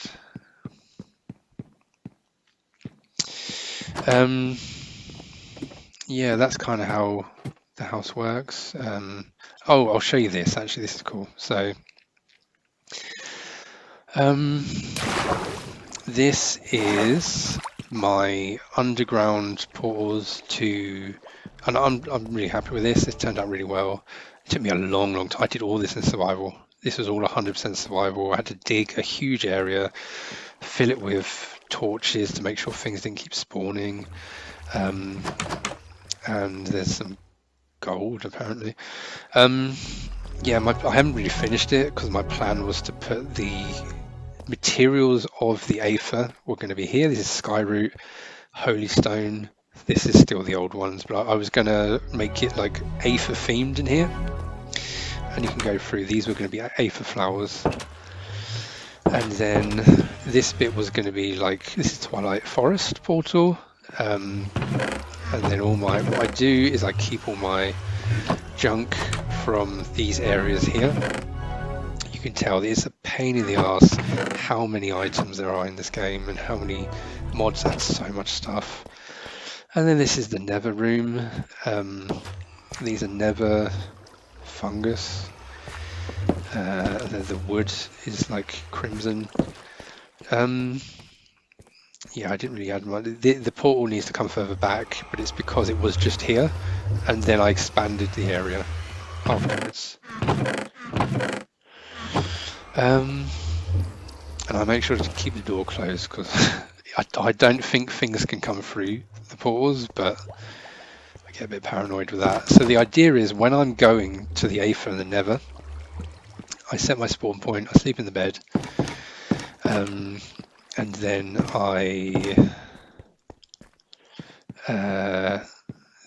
mines are in here. Very cool. That's where I get a load of diamonds.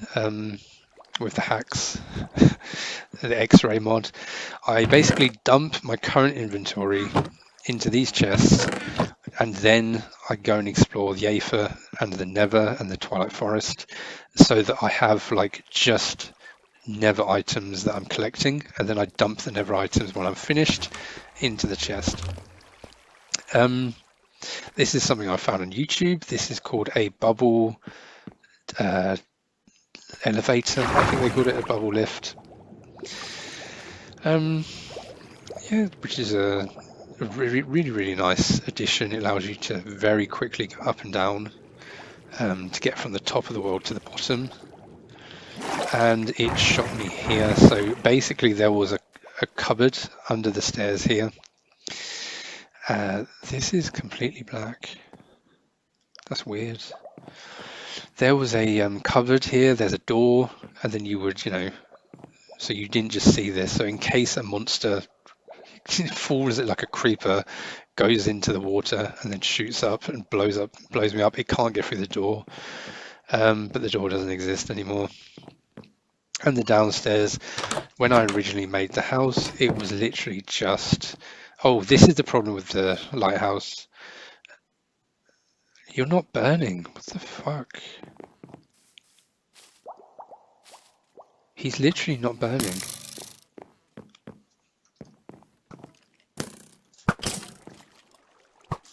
This is so... Oh, now he's on fire. This game is so weird. Like this is one of the things that kind of annoys me. Like this forest is so big. I started a forest fire. I'm not going to walk. I can't be bothered. But I started a forest fire, and now there's just like random. Oh, you can kind of see in the distance there. There's just random blocks in the air. It's just a mess. Like there's no easy way to clear a forest. Everything takes too long. So this lighthouse, it doesn't look like a lighthouse because of the Distant Horizons mod. Like when I get close enough, it will look, the blocks will properly generate. Eventually, God, you have to get really close. There it is. And now it looks like a real lighthouse. But when I'm far away, it just looks terrible. Obviously, I could just turn off Distant Horizons and I could play the game with like, higher, whatever it is, render speed or something, but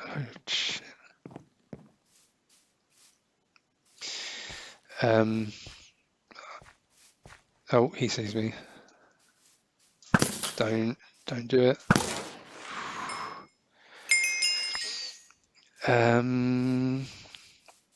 I think that is everything to talk about with the builds. Yeah, that's literally all the builds that I had to show. Yeah, like it would have taken so long to expand the area here because of the forest. This mushroom biome, I mostly started clearing it. You can kind of see I chopped down all the trees. Well, no, I didn't. There were purple trees here. But how do you see me from all the way over there? So stressful, this game. Yeah, but these mushrooms are like so frustrating to clear. Like I just can't be bothered to deal with that. It's so annoying.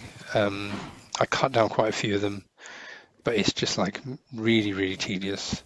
Really tedious. Okay. And yeah, my plan was also to build something here. I was going to build like a few houses and things. My house would be here, and then it'd be like just like an area with houses and things at the bottom. But I never got round to. I just didn't have the energy. I don't have the patience to, just kind of bored of the game. So now I'm going to do a mod review. I'm going to go over the different mods that I played, and I'm going to talk about what was good, what was bad. There were trapdoors here, but they vanished as well. I'm really annoyed that it deleted my house. If you can't already tell. So, mod review. Coming back to Minecraft, I was expecting that with this game being out for so long, I figured there's going to be like the modding community would be huge. I expected it to be way more impressive. I'm really disappointed by what the modders have been doing. I don't think Minecraft modding is even remotely reaching its like full potential. Um, so to give an example, I was expecting like more content to find while exploring. I've downloaded quite a few mods, like the Dungeons and Taverns that I talked about. But like one of my favorite things in Minecraft survival, like I don't really care about build a house and then that's just where you live, because you have this situation where every time you leave your house, like everything's the same. You don't end up with like neighbors show up and build a house near you like NPCs, and you don't have, nothing changes. A tree only grows if you plant it. A tree will not fall down unless you cut it down, and so on and so forth.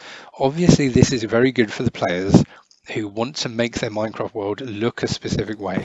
If you spend a lot of time, like I would have done, like I was doing in creative mode, to make this world look pretty and look exactly the way I want, then you don't want the world to change. But the problem is that is so different to what survival, like doing that feels like something you should do in creative mode, not in survival. Um, I don't know. Like I feel like there should just be two different types of Minecraft. When you open the game, what kind of game do you want? Do you want it to be a static world, or do you want it to be dynamic? Do you want different things to happen in your world? Do you want maybe like, I don't know, you're playing the game and one day a meteorite falls down from space and blows a hole in the earth, and it's a meteorite that's full of gold, so you can farm that, and it's now changed the landscape. Things should change in the world, but they don't. It's an extremely static. Every time you explore something and you discover a new biome, that biome is just all you have. I thought there'd be more mods for that, but I could barely find any mods that do anything like that. There was a few mods that add like NPCs that you can tell them what to do, you can tell them to farm, but it requires you to tell them to do things. They don't just do things by themselves. And that's not the experience I'm looking for. I want to feel like I'm part of the world. I don't want to feel like I'm dictating every action that happens in the world. It feels like when you play Minecraft, you're the main character, which maybe a lot of people love that, but I want to just feel like I'm an ordinary person in this place, but whatever. I talked about a seasons mod earlier. I'm kind of shocked that I couldn't find, maybe there is a seasons mod out there, but like, things like that would make the world feel like it changes. And then when you're surviving, because the main issue that Minecraft Survival has is that it discourages you from going further. You're not encouraged to travel far.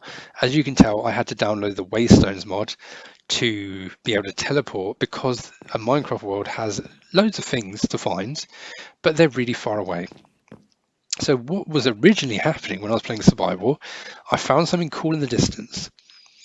Every time I want to go there, I have to get in my boat and hold W on the keyboard, and it takes like an entire Minecraft day to travel from where I am to the location. So I get there, I have to go to sleep, and then my character wakes up, and then I can finally do things in that location. And it's such a waste of time to travel such a long distance, because traveling is very slow in Minecraft. There's no fast travel, there's no mechanic like that. This discourages you from moving around. It creates a situation where you want everything in your spawn area. You want everything to be in one place. You want a mine and a house and all of your farms in one central location. But because of that, every time you walk out and you look at the environment around you, you will see the same thing every single time. And to me, that's just really boring. And I'm surprised that there aren't more mods that like make things change. Um, Another thing that I was expecting to find, mods that add more neutral and friendly NPCs, NPC factions, NPCs that change the landscape. I kind of touched about on this. I will talk a bit more about this later, but like, yeah, there's a lot of mods that I was looking for and I just could not find anywhere. Um, so what I'm going to do is I'm going to talk about the best mods that I played, the mods that are like good, but they have problems, and then I'm going to go over mods that I think are just really bad and mods that I deleted because they were terrible. So I'm doing a mod review. Um, so Controllable. This is a mod that adds controller support to Java. This is stupid. Like, why has Microsoft not given controller support to Java? Like, it's the most obvious decision. You know, my brother was playing on a controller, and the reason I downloaded CurseForge and started downloading mods was because I'd already downloaded this so that he could play on a controller. Like, it's pointless. And the controllable mod. What the fuck are you? The controllable mod currently only works on 1.20, which creates a situation where I'm not playing on the latest Minecraft. What the hell are you doing? Are you? What the fuck, man? What did I do to you, man? Okay, they want to fight.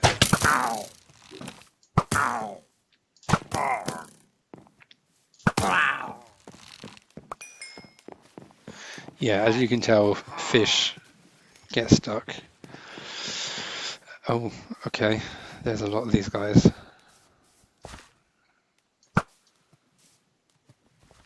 I'm so sorry, I've got to deal with this, apparently. Really? They just kill each other. They do, they'd actually kill each other.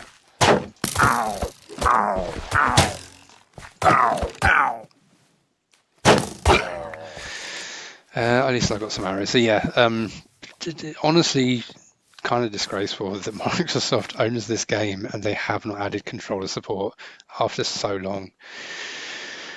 Critters and Companions is a really good mod.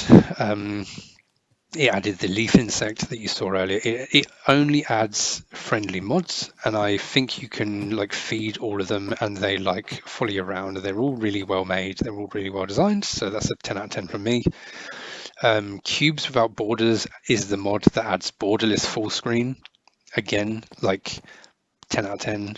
Why is this not in the game? Distant Horizons, as you can tell, it makes your game, because when I was playing, I increased the distance as far as I could, and my PC was just like making a lot of noise. This mod causes your PC to make less noise, but it keeps the really far distance. It just like renders it with less detail. It looks like, I think that's what it's doing at least. Dungeons and Taverns, I already mentioned, it adds more things that you can discover, like buildings and things that are just kind of sitting around in the world. Good, because Minecraft is very empty.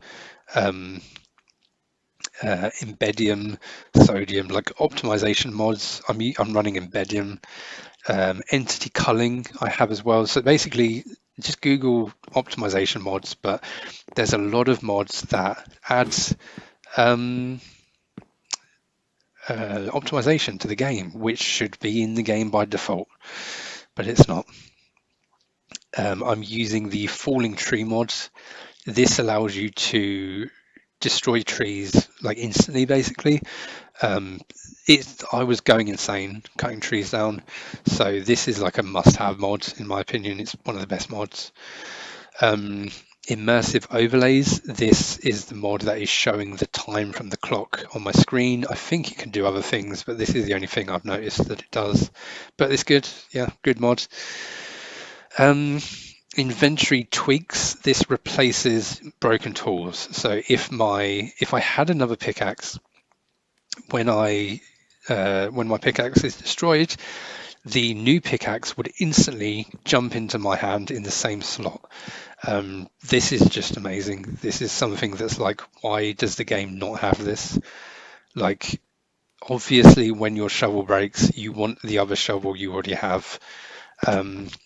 It's ridiculous that you have to get mods to get these features that feel like they're fundamental, and they just make the game better. They give no drawbacks. There's not really any significant drawback to making the game, simpler to play in this way. Jade. Jade is a mod that shows you what you're looking at. So here I can tell this is a cherry fence, and I should, if I want to break it, the quickest, the best way is with a axe, and a wooden axe is fine. This is easily one of the best mods. Like, this might be the best mod, to be honest. I need shears for this, apparently.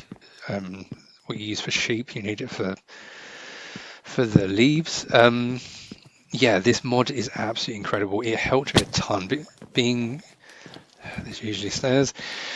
Being new to the game after I hadn't played for so long, there were so many different things in the world. When I went to the Nether, there was like Nether warts something, and you're meant to use a hoe to break it. Like, I never would have known that if it wasn't for just being able to look at things and know. I can hear music. Why can I hear music off?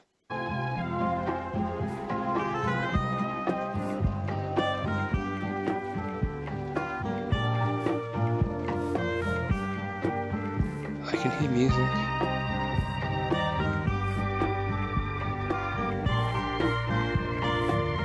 I don't know what's going on. It's freaking me out. There's like, let's just leave. Apparently, more zombies are literally spawning in the house.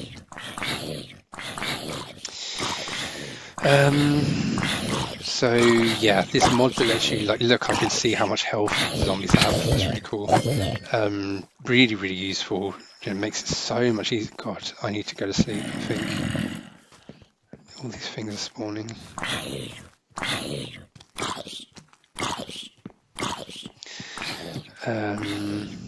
Sorry, let me just sleep so that I can not have to deal with all this. I think it's really annoying that the daylight... There's a lot of weird ways that spawning happens in Minecraft, and I don't fully understand it.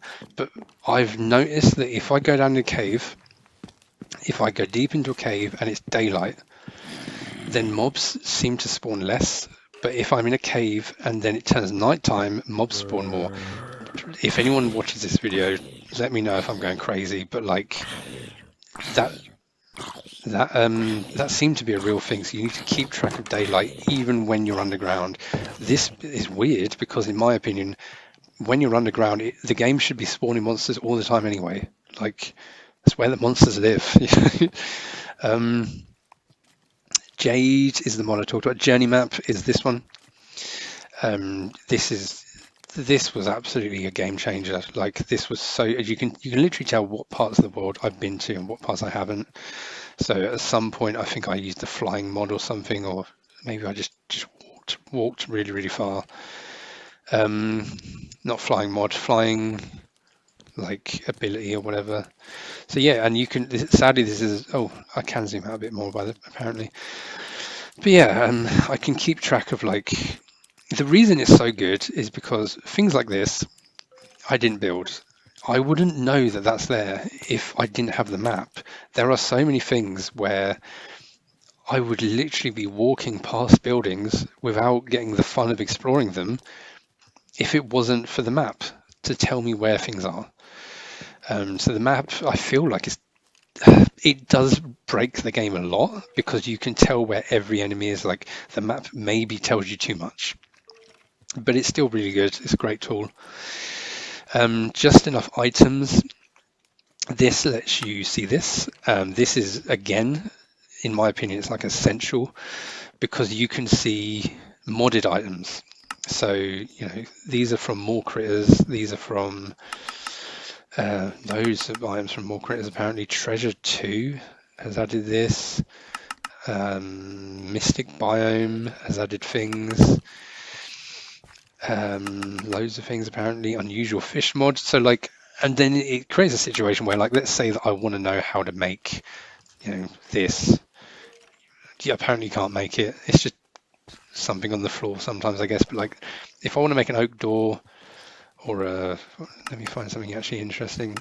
So let's say that I wanted some kind of item here. Cold stone, I need freezing string and I need stone. And then I could, it helps you a lot to find out how to deal with all the mods, how to get things, how to um, create stuff. Yeah, like it's basically this book, but better. And this, in my opinion, is essential. I would have struggled so much if I didn't have this. Um, Mermod. So that was the fish mermaid, the mermaid mod that I was using earlier. Now that is one of the best mods because, and it was a mod that I installed a bit later than the others, quite late to be honest. I just kept adding things every time I was getting bored. It lets you see, obviously it's daylight, so it won't really matter. But if it was like completely dark right now, oh my god, there's creepers in the house. If it was completely pitch black, you can put water on the floor, jump in the water, and you can see everything straight away.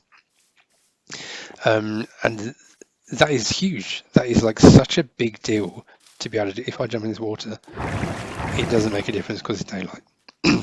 But yeah, mining, going down into caves. What would happen was when I found those gigantic caves, what I would do was I would go down with a water bucket, put the water on the floor, jump in it, and then I could look all the way around the cave and just go directly to the diamonds, mine those and leave.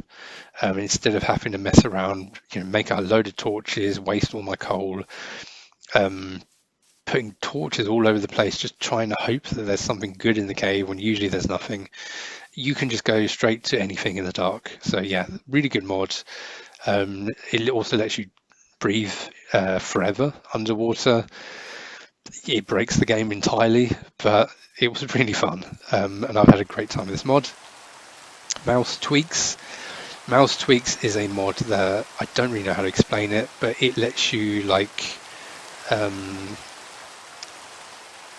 really don't know, like this. Like I'm using the scroll wheel to move a stack one at a time. Things like that should be in the game by default, because when I use Mouse Tweaks, I'm just like, this is what the game feels like.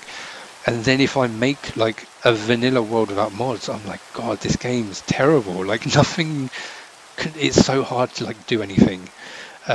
Mouse Tweaks, completely essential mod in my opinion. Mystics Biomes is another really good mod. It just adds like, yeah, really nice, like this here. I think Mystic Biome maybe added this. It definitely added the butterflies. The butterflies are really nice. And this Lavender Meadow is from Mystics Biome as well, yeah. So it adds a lot of new environments that just look really good. Just really nice to just stumble upon while you are playing the game. Next up, Tectonic. This gives you deeper oceans. It does a load of other things, but like the deeper oceans I was a big fan of because I was using the mermaid mod. Apparently you should be able to go into the deeper oceans and it should be easy to find diamonds, but I didn't find like any diamonds when I was exploring the oceans. I had a bit of fun swimming with the mermaid mod and going really far down into the water and looking for things, but the game just spawns like, dozens and dozens of drowners because it's the only enemy that it can spawn. You just get swamped by drowners and they're really, really boring to fight. They're not an enjoyable. Fighting in general in Minecraft is not fun because the combat is bad.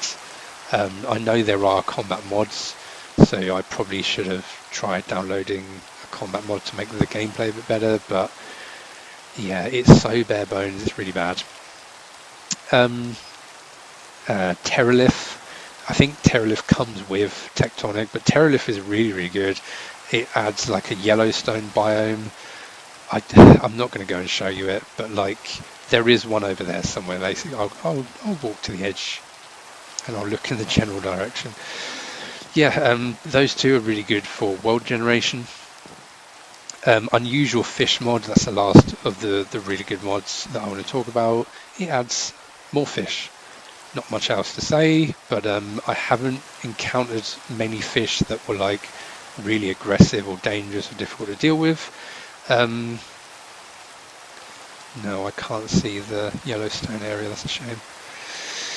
Yeah, so those are the best mods that I've downloaded. Now I'm going to talk about the mods that have issues, but they're still quite good. Alex's mobs. This is a mod that I've seen recommended quite a few times.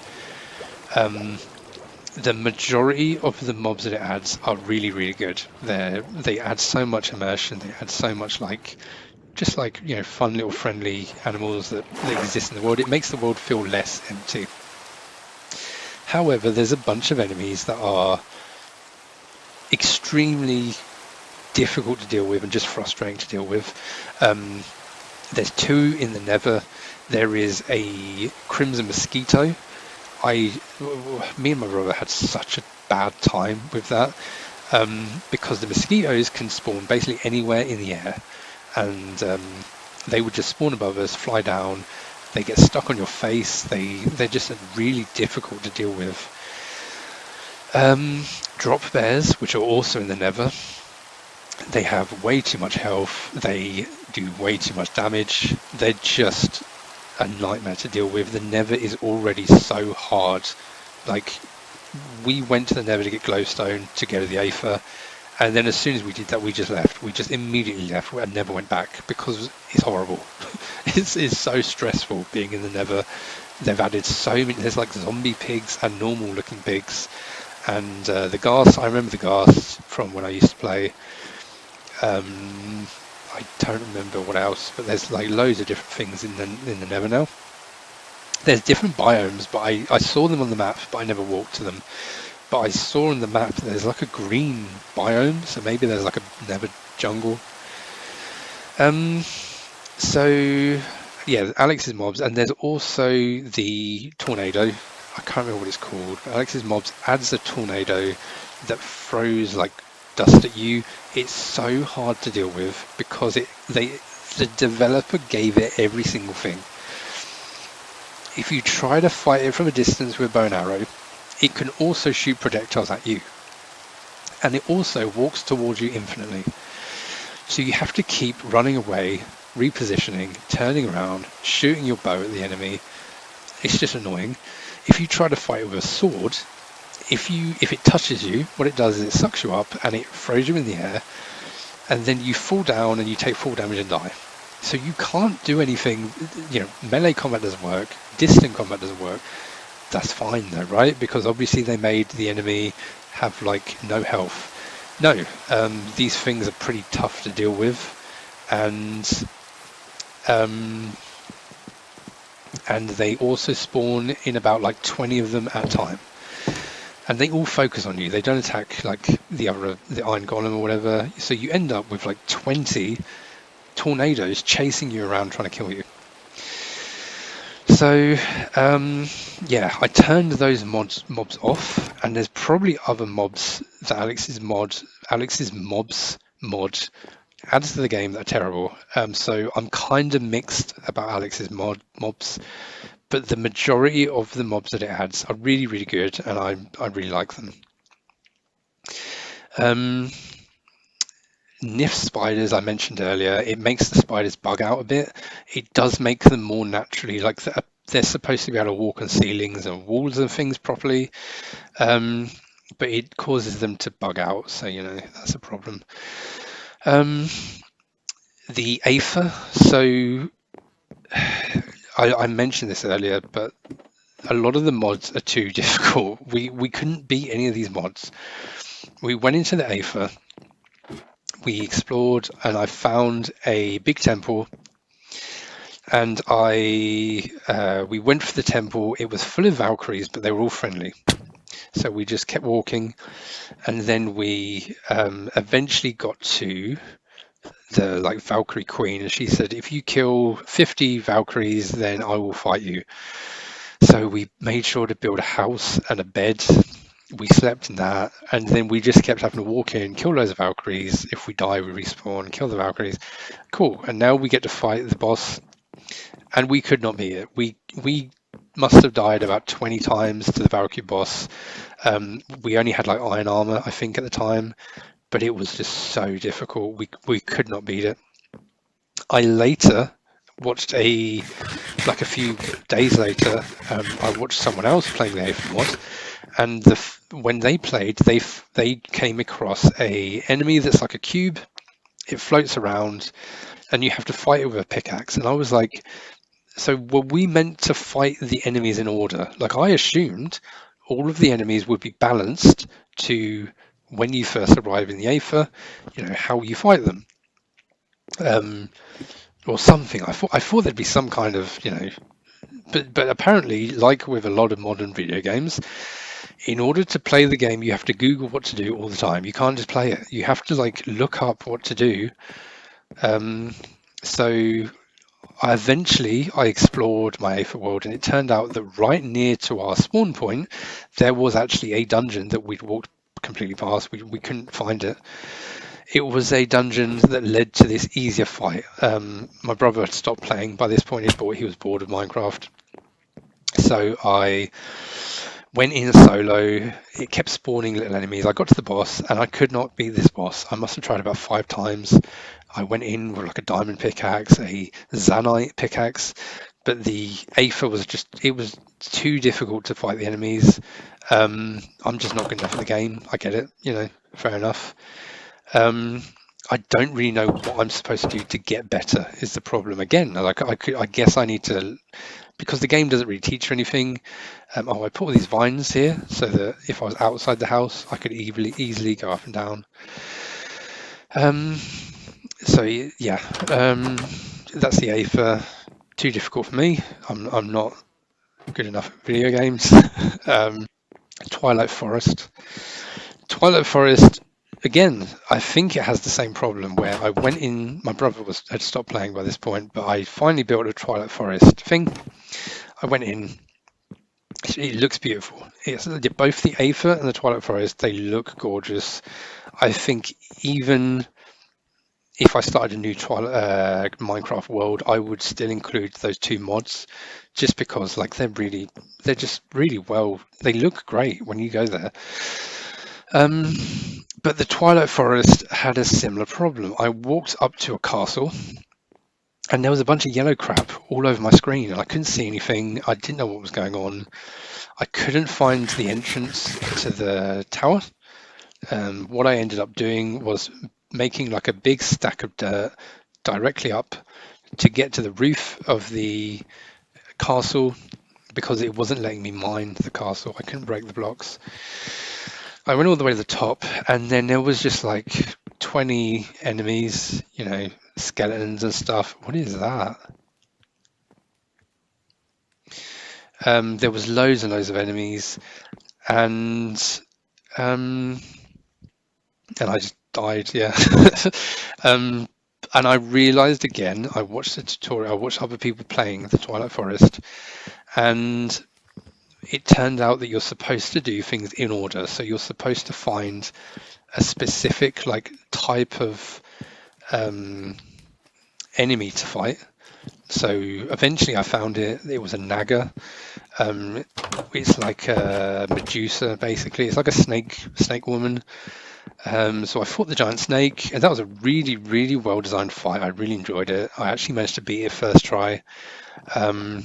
Really fun. Like it's a good mod. It's just annoying that you're walking aimlessly. You don't know what you're meant to do. You're just, you walk into a fight. You're not meant to be there, so the enemies kill you in one hit, whatever. Like, yeah, I kind of wish that when you went to the Twilight Forest, it was just like a linear route, like in Half-Life or something, like a game that's designed like that, instead of everything being voxel based. The voxel based game design actually harms those modded areas, I feel. You do things in like an inconsistent manner. I don't know, those are my thoughts. If it's designed to be challenging, it should be more easy to understand what order to do the challenge in, and like how to get to where you need to be. The Waystones mod has caveats. So the problem with the Waystones mod is I had to keep using cheats to spawn Waystones myself, because they are so expensive to spawn. Let me check what they cost. To build a Waystone, you need a Warpstone. I have no idea. What is that? You need 3 obsidian, stone bricks, which I did figure out how to make these, What? Jesus Christ! Like, who is going to make these? You need an amethyst, 4 amethyst shards, fine. 4 ender pearls and an emerald. And now I have only ever found 1 ender pearl. I killed an ender man, and he dropped an ender pearl. But I've killed 2 endermen, and I've only got 1 ender pearl. Um, Again, people who are better at the game, like there's probably like a dozen different ways to get ender pearls, but like there's just a lot that I don't know about the game, and so it's like it's everything feels so difficult to do. Everything's so complicated. Um, I just spawned like 20 waystones, and then every so often I was just plonking them down on the floor when I was exploring the world. So those are the mods that they're pretty good, but like you know they they could be a lot better. Um, but what is there already, I would still recommend them. If you're going to use them in a like, especially the waystones one, if you just give yourself waystones and cheat, then it's a really good mod, and you can link up all of your bases really quick. Um, so now we're going to talk about the mods that I really don't like, the mods that I think are really bad. First of all, Ice and Fire Dragons. This is massively overrated. I do not understand why people think this is so good.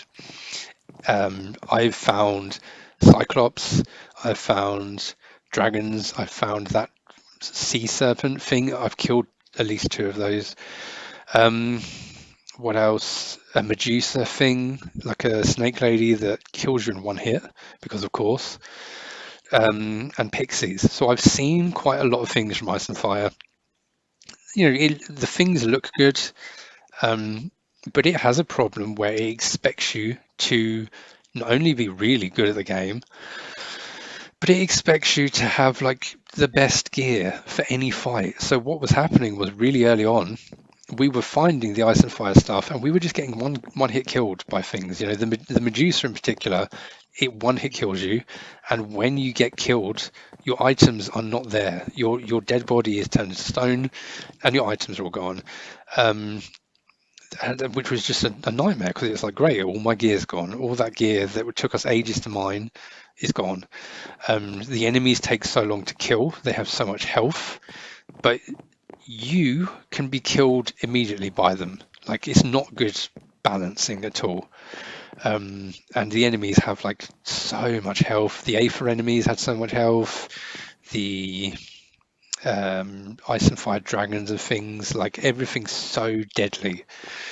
So I think it just ruins the world, but I'm too scared to delete it because I know that it has added custom bricks. As you can tell, I mean, Minecraft is not stable. Like, I don't know what the hell has happened, but like this has happened.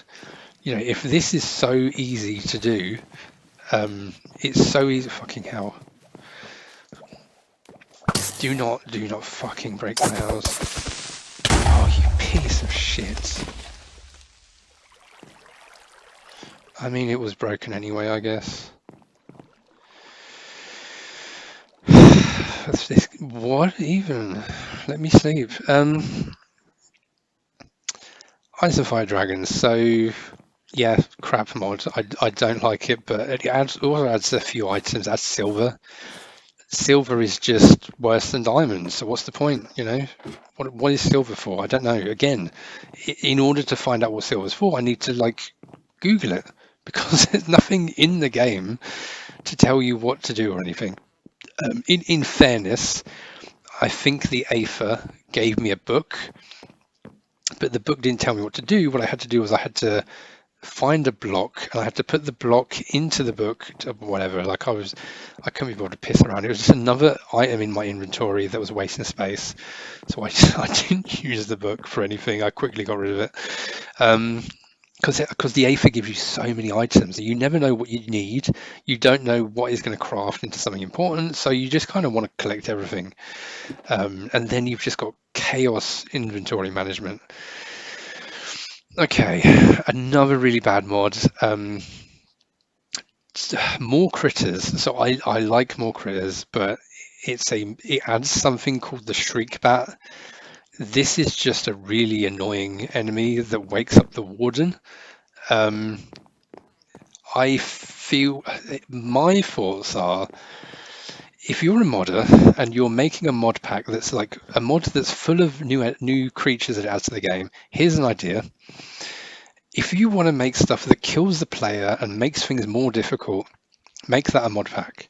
And then make that one mod, right? And then if you want to make creatures that are just friendly and passive and neutral, make that a different mod. Because what often happens, like with Alex's mobs, you've got this really great mod that adds amazing things to the game, but it also adds stuff that just pisses you off and it makes you want to just delete the whole mod. It should the mods that add more challenge and the mods that adds like just more variety and more, you know, like I've came across raccoons which are cool and you can feed them. There's crows that I've seen. There's all the mods that I've got, I've added loads and loads of great things, but they very frequently will add one or two mobs that are just extremely frustrating to deal with. So yeah, the shriek bat scared the shit out of me. Like I've only seen it once, but I went into a cave and it was terrifying. And I was just like, what mod gave me this? Where did this come from? So more critters piss me off. But in general, it's still a really good mod. Everything else in the mod is really good, I think. Again, like there's probably a lot of things that it adds that could be frustrating to deal with. I don't really know what else it adds. Loot integration and treasure 2. I don't think these are good because I haven't noticed them do anything. Maybe they're just broken. Maybe a different mod is bugging them out or something.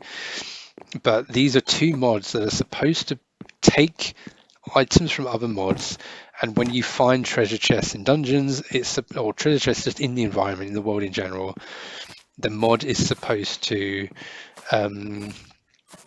put like new types of treasure into the treasure chest. I've never noticed this work. I've never seen that happen at all. So not recommended. It's kind of pointless. And sophisticated backpacks is a shite mod. Okay, so hear me out, because I know that people love this mod. I know that I've seen this recommended a lot. I've seen YouTube videos talk about how this is essential. This is what it kind of does. It's very hard to explain. First of all, I'll explain what I wanted. I wanted to be able to press this button, and there's like arrows here, and it says inventory 1 out of 4. And then I click here, and then this is page 1. I click, and it goes to page 2. Click, it goes to page, and so on and so forth. Simple. I was like, surely someone has made this, because it's something that Minecraft should have by default. Minecraft should have. You can tell my character actually has where's the button? There it is. F5 is the button. The backpack is actually physically on me. So where is it? There it is. And this is the sea necklace for the mermaid mod. I had to spawn this. I couldn't figure out what the hell it wanted me to do to craft it. What I'm trying to say is, let's say that I want to make, where's my crafting table? Here it is. Through the wall. This is my crafting room. And it's where I look how much crap there is. There's so much crap. What I wanted was to be able to carry all of my crap all at once and just walk around with everything. But there's no mod to really, like, this isn't enough space. This is the maximum that I could get after I cheated. I just spawned myself. Like I made a few backpacks, one for me, one for my brother. And they gave you only like this much inventory space again. So it doubles your inventory space. But I was like, that's nowhere near enough. I had to just like use cheats. Are you okay, mate? No, you're having a bad time, it seems. I had to get these. This is advanced tool swapper and stack upgrade and mega tier. There's loads of others you can get as well. And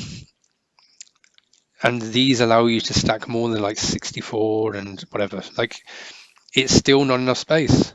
I'm sorry, but like the mod that's supposed to give you more inventory space is not even really doing that. I can fill this up in like one trip to the Aether. It's crazy. Yeah, I think it's ludicrous that I'm still having to do so much inventory management. So And what pisses me off is you go up to a crafting table, you do this. Okay, I want to make torches. Wait, why can't I make torches? Oh, okay, I need to go out. I need to get sticks. I need to get the coal. Okay, now I click on this again. Now I can make the torches. Oh wait, I wanted to make something with redstone. Oh, I can't do it. I need to go back. Like, fuck off. So why does this not work? Why does the crafting table not read this? Maybe there's one of these that adds this, but like the fact that instead of just increasing this area, it adds an entire new page, and it makes you have to add like a new button to your keyboard that you have to press to keep opening this. It's just a fucking mess. Like, why is it not simplified? Why is it so complicated? Um, and there's so many things with inventory management. The biggest thing that I was looking for, in fact, well, one of the biggest things that I wanted, as you can tell, I have like 100 bases and there are chests everywhere. Often I'll be like, fuck, I've run out of coal. So what I do is I go, okay, one of my other bases has coal. I teleport to another base. There's no fucking coal. I go to another base. There's no coal. And I'm just going into a base, checking a chest, leaving, looking at another chest. What I want is a mod that lets me press a button and it lets me see all of the chests that I have ever interacted with, all of the chests that I built, all of the chests I have items in, so that I can there's a skeleton over there, so I can access like my stuff, so I can actually use all my things, no matter where I go, which is cheating. Players will say, people are going to say like that will break the game, that'll make it unbalanced. I don't really care. Like, what meaningful challenge am I getting from traveling to another house just to get some iron and then traveling back again? Like, all it's going to do is save me time. Like, but basically, where is it? You? Yeah, it's you, isn't it? But yeah, this game has so much time wasting. Like, Minecraft has so much tedium and time wasting, and it really, really annoys me. And I could not find a mod that did that. I saw a mod that was like, here's a mod where if you access a chest and it's connected by redstone to another chest, you can see all the chests at once. I'm not putting redstone across the fucking planet. Like, it's not happening. Another mod that I saw was like, oh, hello. What are you? Leaf insect. This is Critters and Companions, really good mod. Just adds like, friendly things that make the world feel like it's not just dead and boring. Lonely. It feels Minecraft is such a lonely world. You're the only human in the world. The villagers are not humans. They're just weird things that won't even talk to you. Just make pig noises and they go, right. It's a strange game. It's like it feels even when who the hell is that the genuinely like the amount of times I just hear oh yeah it is that's gonna fucking hell what was that um what was that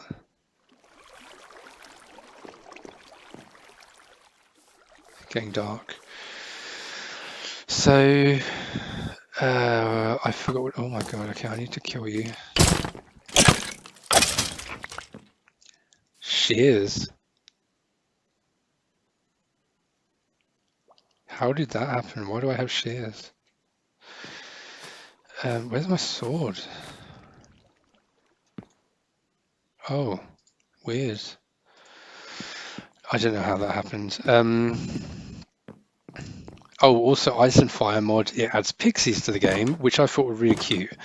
And then I Googled it afterwards, and it turns out the pixies steal your items from your inventory.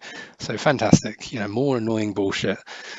So my house is near a mushroom field, or biome, whatever it's called. And there are pixies in the mushroom forest. And yeah, they have probably stolen like loads and loads of items from me, but whatever, that's how it is. I've completely forgotten what I was talking about because I got interrupted by some weird shit. Yeah, backpacks. There was a few other mods. there was another mod that could make it so that you had a special type of treasure chest that could connect all of your treasure chests together. But that would mean I would have to break every treasure chest in the entire game and replace them with the new type of treasure chest. Like, it's just so much faffing around. These are features that should be in the game by default. Now I'm going to talk about the mods that I deleted because they were so bad. So first of all, I'm going to talk about horror mods. So horror mods are a really cool idea. Like, they add something to the game. You would think, but the answer is actually that all the horror mods I've seen are just terrible. They're really, really bad. I played the Obsessed and From the Fog. I tried two different horror mods. Now my goal was I played with my brother. Then when he logged off, I added these two horror mods to the game, thinking it would scare the shit out of him. And then the next day I was like, let's play Minecraft. And he said, no, I don't want to play it today. Yeah, it turns out that the last day that he played Minecraft was the day before I added the horror mods. But I was like, well, at any point he could come back to the game. So I'm going to just play with the horror mods on. It'll be fine. At first, it was extremely terrifying because I didn't really know how these mods would behave. The From the Fog mod was pretty much immediately not scary because it just kind of Herobrine isn't scary. I'm going to be honest. It's just a meme at this stage. Even back in the day, it was basically a meme. I installed the Obsessed and From the Fog. From the Fog was not scary.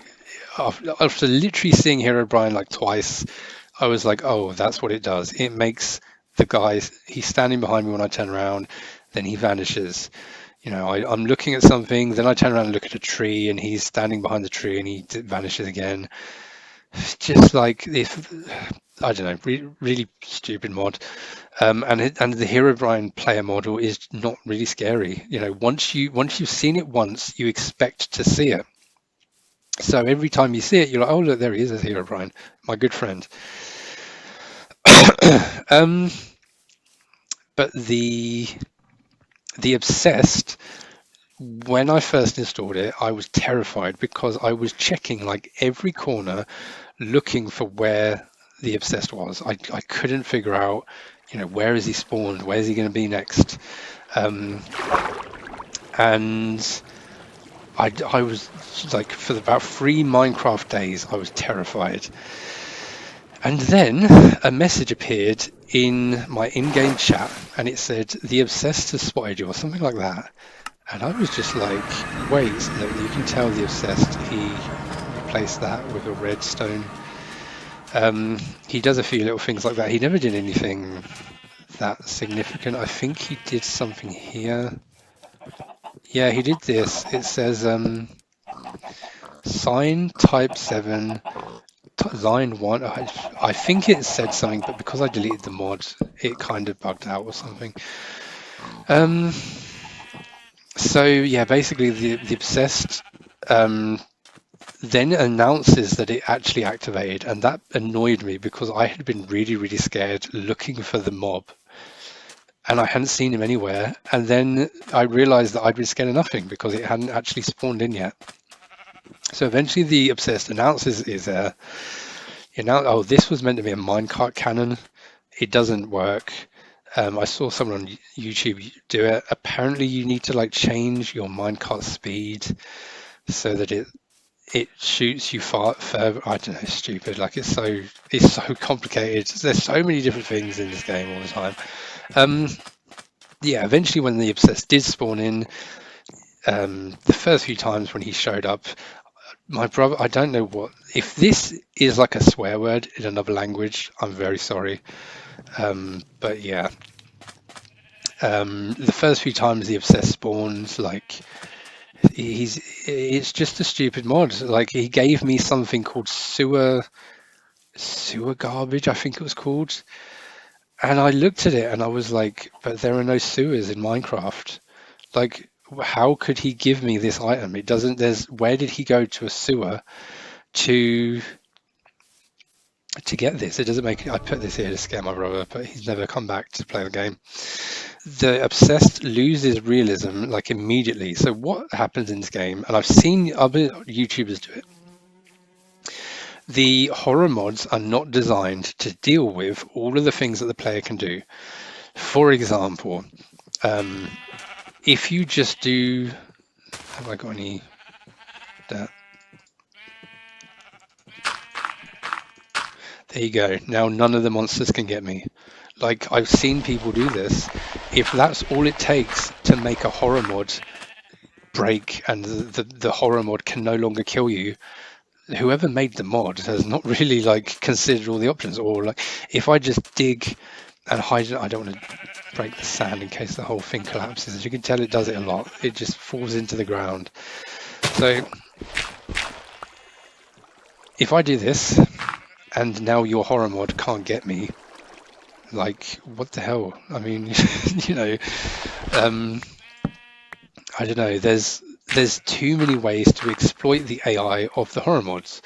The obsessed needs to break blocks in order to get to you, or if you make a tower of dirt, it turns all the dirt into sand and then breaks them so that the sand keeps falling, so that you eventually fall all the way down to the obsessed or whatever. The AI needs to be designed in a way that can actually deal with the kind of things that the player can do.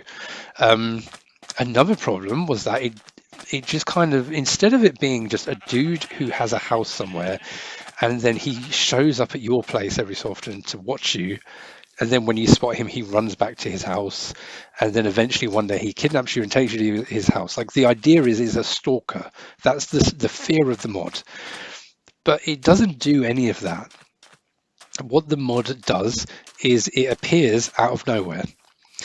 And then when you walk up to it, like, as you can tell, most of this area is cleared. So what would happen is I would see the obsessed, I'd run after him, and then he would just like walk a little bit, and then smoke that was really ugly would explode out of him, and he would just like vanish, and that would be it. Is that a beehive? What is that? I think the obsessed might have built this. Maybe it can build things. Mangrove roots. I don't know what that is. Either the obsessed built it or my brother built it. So yeah, like, it's kind of it must have been the obsessed that did this. Yeah, 100%. I also saw people say online that the obsessed can give you items. He dropped like some ugly wither roots in some places, and he dropped like sewer garbage and some other smashed up animal carcasses, I think it was called. Whatever, like, it was just random items and they didn't really have a function, they didn't do anything.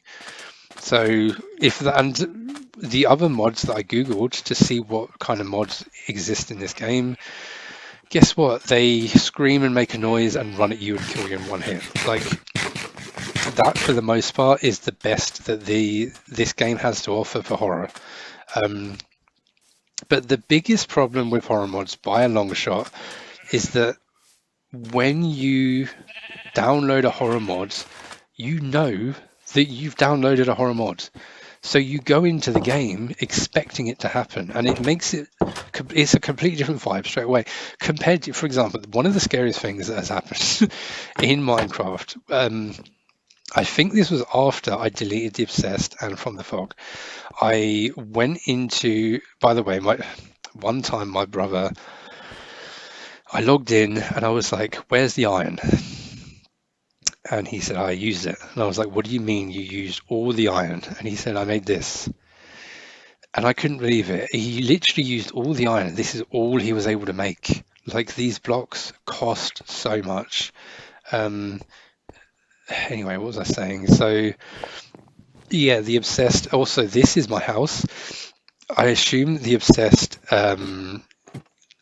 is supposed to, like, maybe it can open your door and get in, but because I'd built such a weird house, it never came in. But one time when I slept in the bed, it just teleported in front of the bed.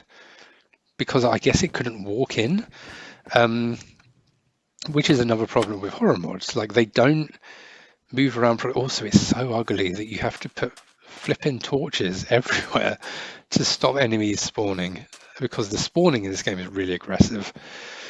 Enemies don't spawn far away and have to travel to your location. They will just spawn like right outside your house. Um, yeah, like the Obsessed is. It was not a good mod, and I've googled other horror mods, and I've watched other players playing with horror mods, and like it just seems like clip farming, as people call it. You download them in order to stream yourself screaming to get views on YouTube, because people think it's funny when you scream, but because you're scared or whatever. But I wasn't like, after like the first few times I saw the Obsessed, I was not scared of the Obsessed at all. Every time he showed up, I was like, oh look, it's that guy again. He wasn't scary, he was just annoying. The same goes for From the Fog. That was a really annoying mod, because every time I turned around and Herobrine jump scared me, I was like, for fuck's sake, again, really? Um, and I think that's a problem that horror mods have. They're just kind of annoying. Um, or they're just way too aggressive, and there's so many things. I could honestly talk for like an hour about what Minecraft horror mods need. Like they could do something, like they could give you a direction. Imagine if there's somebody made a horror map and you spawned in like a haunted house, and it's like you need to travel through the house to get to the end. That's the goal. Giving the player a goal um, is actually a much better way to handle Minecraft, as opposed to as it is at the moment, where you're just doing normal stuff. Okay, I guess I will dig and look for diamonds, because what else will I do? But you're doing that with a horror mod installed, so you're just like, oh no, I hope nothing scary is going to happen, but it will, because I know that I have a horror mod installed. Um, I don't know. Like I could talk a lot about how I just don't think these, and the fact that I've seen people say, "Here's one of the best horror mods, the Wither Storm," and I watched a video of it, and it's just a gigantic hurricane that kills you immediately. How is that scary? Like you could just see it right there. Oh look, that looks like it will kill me, and then it kills you. Well, who could have expected that to happen? Like I don't know. I don't know what else to say about it, but yeah, those are my. I've got a lot of thoughts about horror mods. I think it's an area of Minecraft, because Minecraft is genuinely scary. One of the scariest things that's happened in Minecraft was I was really deep into a cave. I a few times, I was in a cave and I heard a noise on the other side of a cave wall that was not anything I'd heard before. It was not a zombie. It was not a skeleton. It was not a creeper. It was some other strange noise, and it freaked me the fuck out. And I just ran right out of the cave. I'm losing my voice. I've talked too much. Another example. I went into a cave. I was digging around for ages, and then and I was really deep underground. There was just normal stone everywhere, and then I found one dirt block, and I looked at it, and I thought, okay, well, dirt does it just spawn with one dirt? I don't think it does. I don't know how the game works. When I break this block, there will be other dirt blocks attached to it. But no, I broke it, and it was just one dirt block on its own, and it creeped me out so much. I was like, is there a monster that could place a random dirt block? Is it like, is there a trap? Does something happen when I break the block? It just got me really paranoid, and it happens all the time. There's a vibe with this game, with Minecraft, because the world is so lonely, because you literally are just on your own most of the time. There is a feeling playing this game, it's definitely the loneliness of the game. If you play like Lethal Company, that's a good example of a game where if you play it with friends, it's not too scary. It is scary because it's a horror game, but it's mostly funny. If you play that game solo, it's a completely different experience. It's really, really frightening. Um, yeah, so that's horror mods. But I can see something here. A zombie. Um, I'm kind of surprised that like the Minecraft still has the same old kind of. I planted these, by the way, canopy tree. Looks like it spawns fireflies. I don't know what to do with them. These are from the Twilight Forest. There's a cave that I found, but I never bothered to explore it. So those are horror mods. Sorry, I'm losing my voice a bit. Just enough guns. This is one of the most terrible mods. So I wanted to add guns to Minecraft because, of course, why not? Just enough guns adds guns to Minecraft. They cost way too much to craft. Even when you have to get a special material, you have to get scrap. Even when you get the scrap, um, you need to craft the bullets. The bullets are so expensive to craft.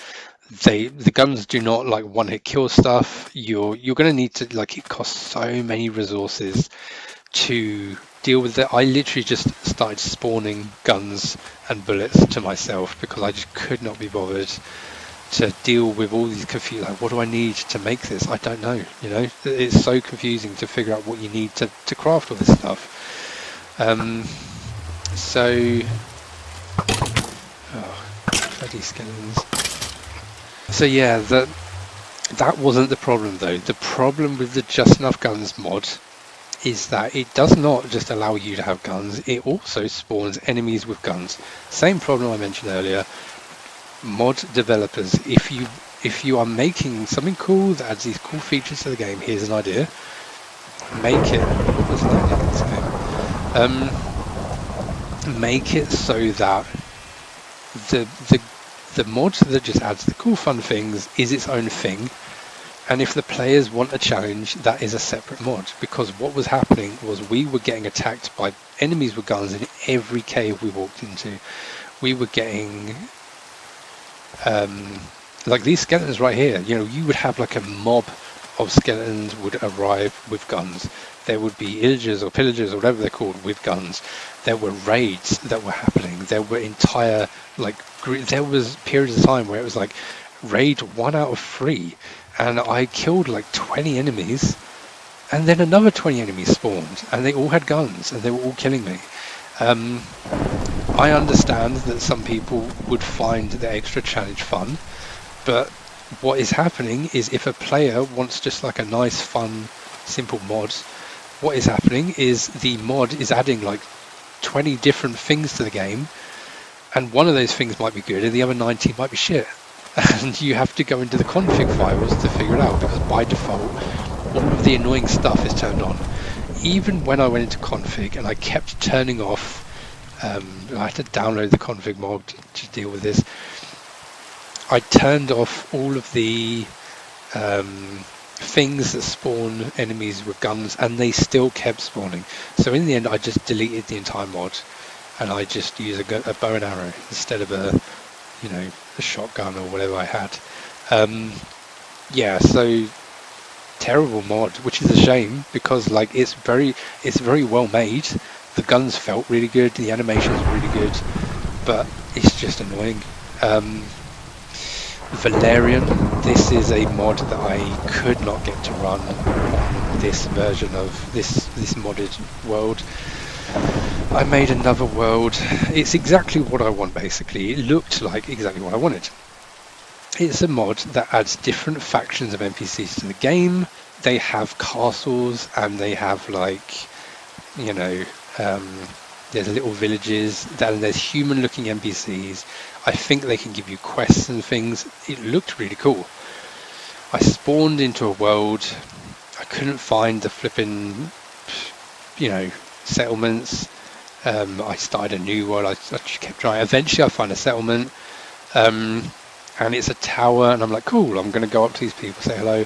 They immediately start attacking me and killing me. Like, it was just like, what is happening? I thought this added neutral allies and friendly characters to help you. What is that thing on the screen? It looks like a wind symbol.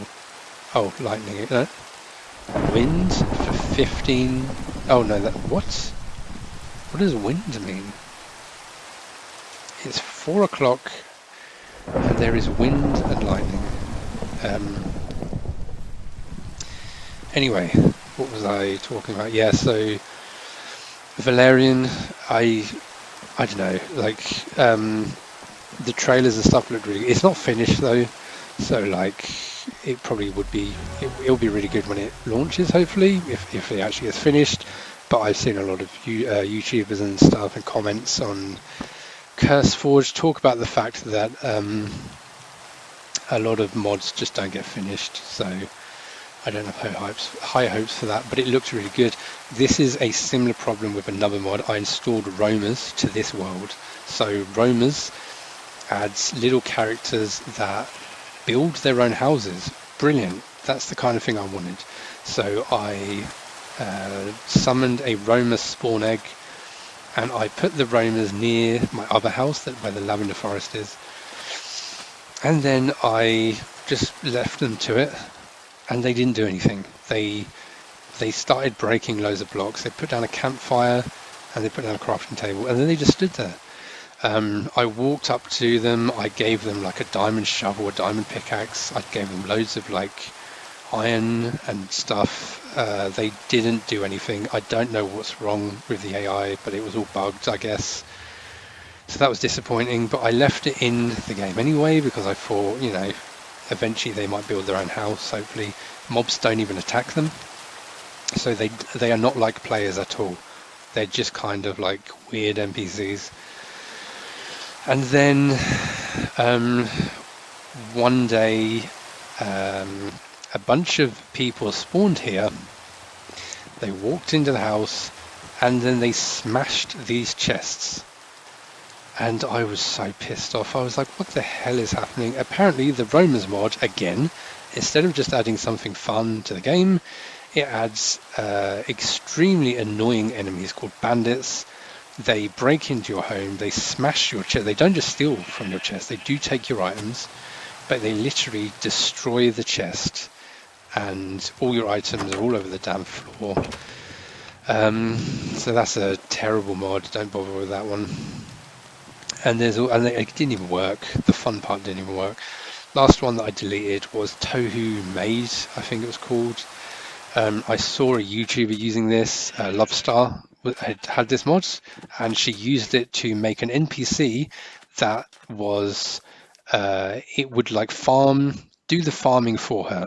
So she made like a garden, and it like collected the crops and stuff, and I thought that is really cool. That is the kind of thing that I want to see in the game. I want to see NPCs that aren't just zombies that walk towards you in a straight line and punch you. I want to see something a bit more complicated than that. I think everything is really basic in Minecraft. And so the Tohu Made looked like it would be that. And I installed it, and it just kept making the most annoying Japanese squeaky noises over and over again. I couldn't stand it, so I deleted it. So that was my mod review. Those are all my mods. Those are all the ones I remember that I've used. There's a bunch of other ones that I probably had, but yeah. Overall, Minecraft modding is pretty rubbish. I'm disappointed. I expected more. So a few last things I want to talk about. As I mentioned back in the day when I watched the Yogscast and they had the Shadow Vision series, and it was like a fun kind of role play, like they were using Minecraft to tell a story. Incredible, genius. Just like as someone who grew up with like Machinima, that felt like that's the next stage of that kind of medium of storytelling in a game. And I'm really interested in storytelling, buy my books. So I expected Minecraft YouTube to, maybe very naively, to be full of that kind of content. That doesn't really exist anymore though. Pretty much all Minecraft YouTubers are just really annoying, if I'm honest. It's very much just like yelling, screaming, very excitable.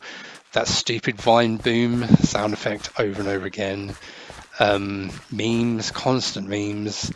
Like it's all very immature, which is understandable because I think the Minecraft YouTubers are trying to make videos for very young children. But it's kind of disappointing how hard it is to find decent videos. It's very, very hard to watch content. There's a few that are good. There was a guy called Fright, I think. Can't remember his name. Fright. I had his videos on in the background sometimes, and he was doing little challenges where he was like, here's how to survive in a desert when there's no trees, which was interesting. It taught me things like the different things that he would craft and use to survive. Often he was doing stuff that I just didn't know about. He would go to biomes I'd never seen before. There was a few YouTubers, but there was a lot of YouTubers I watched who had building tutorials, which if you watch those YouTube videos, you will see that I just copied their builds. So that was cool. Probably the best Minecraft YouTube video by a mile was Lovestar. I don't know what it's called, the Lovestar Mermaid series. This was like this was like peak YouTube content. But by the way, I haven't really searched for like Yogscast style videos. Maybe that kind of videos are still happening. Maybe machinima is still a thing, but I get the impression that machinima is kind of not what the younger generation wants to see. Anyway, Lovestar Mermaid Mod is like one of the best YouTube videos I've seen. It's really good. She took the idea of the ocean in Minecraft, which is pointless. Why would anyone go in the ocean? She added a load of mods that add things to the ocean. She gave herself the mermaid mod, and then she spends like the entire series of videos living in the water. She builds a bunch of houses that are like underwater houses, themed houses, loads of interesting things that she comes up with. It's really creative, really imaginative, and it uses an aspect of Minecraft that nobody really uses. Like, I don't really know what's in the water, but I went around a bit when I had the mermaid mod looking for diamonds. I didn't really see anything down there, but it was really interesting to see somebody push their creativity to a limit. And it was cool that like she also gave herself a purpose to what she was doing in the mod. There was a boss that she had, and yeah, that was a really, really fun series. And it like made me think, man, like, why don't we have more kind of things like that? Why don't we have somebody saying, hey, I don't know, I'm an Egyptian mummy, and I've made a desert-only biome, and I survived here for 100 days. Like, there's a bunch of different things you could do, basically, right? I survived, in a particular way, and you're kind of, to a certain degree, role-playing while you are doing it. So you're making certain decisions. You're anyway, yeah, that's that. I thought that was a really good video. That's probably the best YouTube video I've seen. About Minecraft. There's not much else to talk about. Yeah, and that's kind of everything, I guess. So overall, even though I complained a lot, I've enjoyed my time coming back. It's been fun. Grinding kind of sucks, kind of boring, but exploring is kind of average because you can kind of just walk in a straight line and stop finding new things. But I did find building fun. Building my house was cool, even though half of it has vanished. Creative mode I actually found quite fun. Following tutorials, learning all the different ways to build stuff. There's so many blocks in this game though. They've added so many blocks, and it's so complicated, and it makes it so overwhelming. Back in the old days of Minecraft, when you just had like wood and cobblestone, your builds looked as good as they could be with what you had. And people got creative with what they had. And now there's so many different colored materials. You have to travel so far to get things. And it's kind of overwhelming. Like, I'll watch a building tutorial and they will be using blocks that I have never seen before. And yeah, and I'm also surprised that there's a lot of biomes that don't seem like, imagine a giant wheat field, I've never seen that as a biome. I guess Mojang are too scared to do that because it would just mean the players would exploit it and they would just take all the wheat and then the survival aspect of the game is kind of ruined. Like, you know, there's clearly a lot of limitations to what can and can't be done in Minecraft. Anyway, there's a lot more that I could talk about. There's a lot of other things, but I guess I've said pretty much everything. But the main thing that I guess I need to say is that even though I had all these complaints, I think nothing that I'm saying about the game improving, perhaps none of these things will actually improve the game. Because, you know, I have my nitpicks with it, but this is literally the biggest game on earth right now. This is the most popular game, and it's an incredibly beautiful game. It deserves the top spot. It does still feel like an indie game. I don't think a AAA studio would even be capable of making this. There's so many aspects of it that feel like horror, for example. I think a big studio would be scared to do that. It's an incredibly beautiful game. There's so much that you can do, and it's really good for multiplayer, because if you have some players who are interested in fighting, they can go and do that. If you have players who want to build, they can do that. If you have players who want to make glass and wool and collect all the colored wool, you know, they can do that. You can kind of, you can do any type of player that exists, you can do that. And I've Googled around and I've seen this. I've seen players who YouTubers who exclusively build things. I've seen YouTubers who make horror stories with Minecraft. Oh, there's a bell, by the way. This is really cool. So I think it's here. Yeah. So you can do this thing where you put a sapling in front of an observer, and the sapling acts as a randomizer, and then you can hook it up to a bell, and then the bell will randomly ring. This was my idea because I thought it was going to be really funny to piss my brother off that he just randomly hears this every so often, and then he never played again. So it just pisses me off. It doesn't, you know, it doesn't do anything anymore.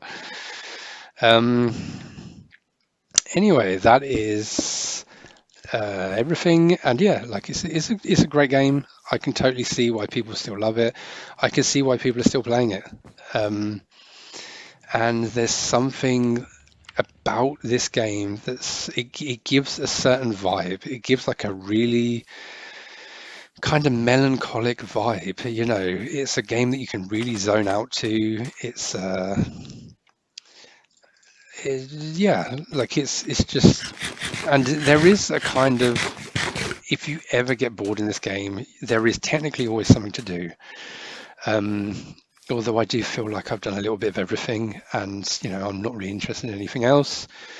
I haven't done multiplayer PvP, but I'm not really interested in that. But overall, I mean, maybe not every game needs to be a live service. Maybe, you know, they could just say Minecraft is done, this is the game, and then never update it ever again. And like, I don't really think there would actually be a problem with that. You know, if Minecraft never received an update ever again, people would still play it.